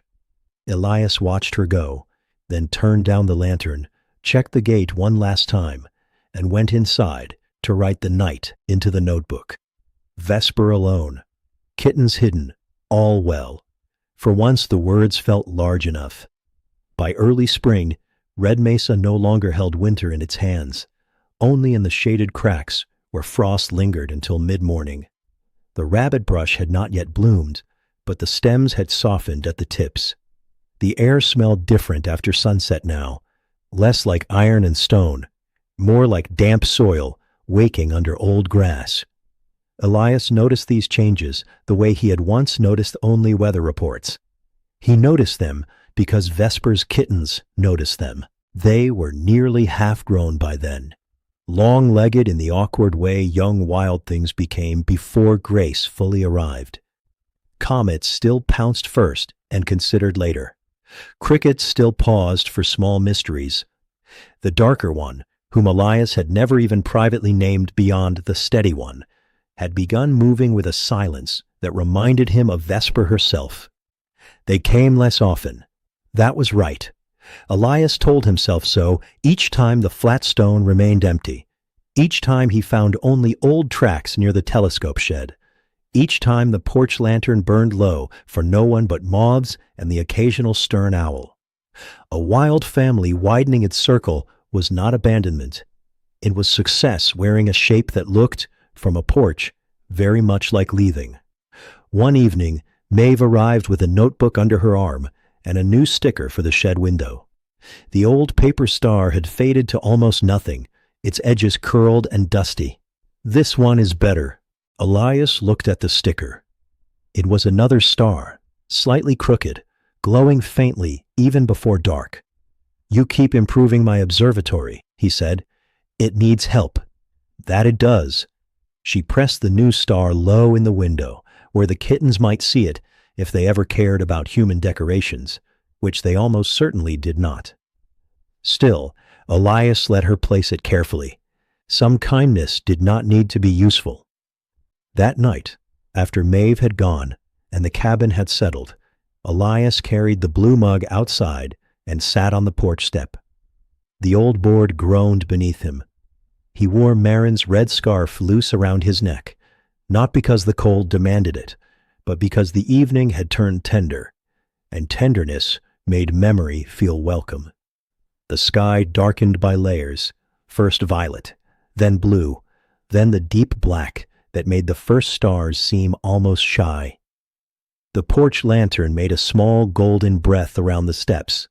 Beyond it, the mesa waited. Vesper appeared after Orion had leaned westward. She came alone at first, from the wash trail, moving with the compact certainty of a healthy bobcat. Her coat looked full in the starlight. The notch in her left ear was as clear as ever. She crossed to the telescope shed and rubbed her cheek along the lower door, slow and deliberate, renewing her old claim. Elias watched without speaking. Then the kittens emerged behind her, not tumbling now, not spilling, walking, still young, still curious, but carrying themselves with the beginning of wild dignity. Comet swatted once at a dried grass stem for old time's sake, but even that was quieter. Cricket paused beneath the shed window, looked toward the glowing paper star, and lifted one paw as if considering whether it could be touched. Vesper gave a low chirr. Cricket obeyed. Elias smiled into his mug. The 4 bobcats moved toward the flat stone. Vesper climbed onto it first and sat facing the canyon. The kittens gathered around the base, looking out across the washes, where their lives would stretch farther than Elias could follow. A soft wind passed over them, carrying the smell of sage, rabbit trails, and far water from a thawing seep below the ridge. For a while, all of them looked up. Elias knew better than to make that moment too human. Vesper was not admiring constellations the way Marin had. The kittens were not dreaming beneath Orion. They were listening, scenting, learning night. Still, the sight of them there under the stars moved him in the quietest part of his heart. This was what the title of their life had always meant, though Elias had understood it only slowly. Vesper had never refused to leave the wild. She had refused to leave the part of the wild where he was.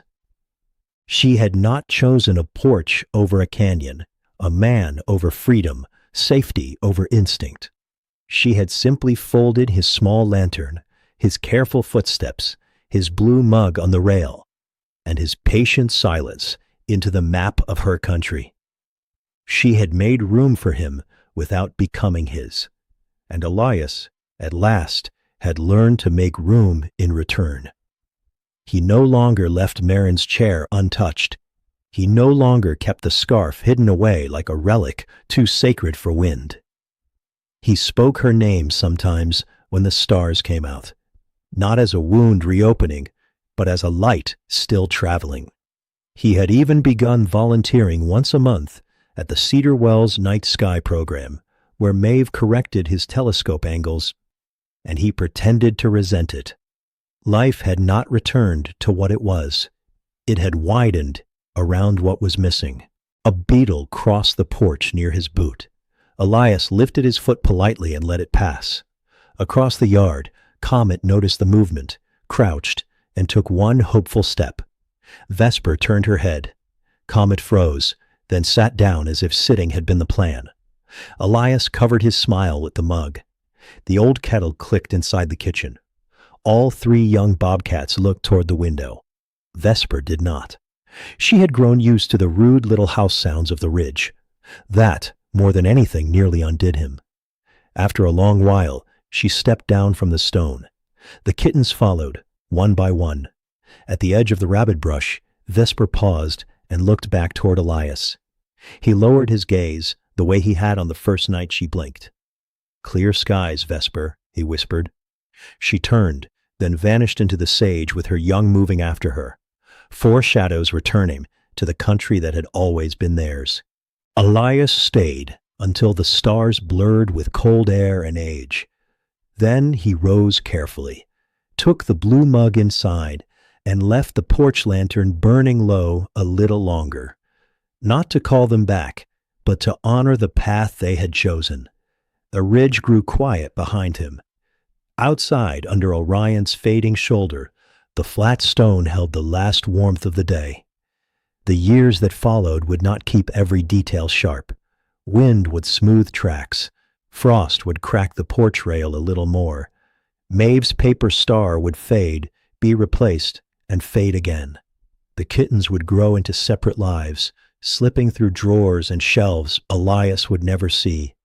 Vesper would come and go by her own law, sometimes gone for weeks, sometimes appearing at the shed as if she had only stepped behind a bush. But the heart remembers differently than dust. It keeps a lantern low in the dark. It keeps a chipped mug warm between two hands. It keeps one wild blink beneath a cold autumn sky. And on certain clear nights, when Red Mesa settled and the stars opened wide, Elias would sit outside with Marin's scarf at his throat and feel no need to ask anything to stay. Somewhere beyond the rabbit brush, paws moved over stone. Somewhere beneath the same sky, a notched-ear bobcat knew the ridge, the shed, the gate, the man, and the quiet. Thank you for staying with this story. May the night around you feel gentle. May you remember the animals that changed you. And may sleep come softly, like starlight resting on an old desert porch, until even the wind grows still. End of story. Sleep gently, friends.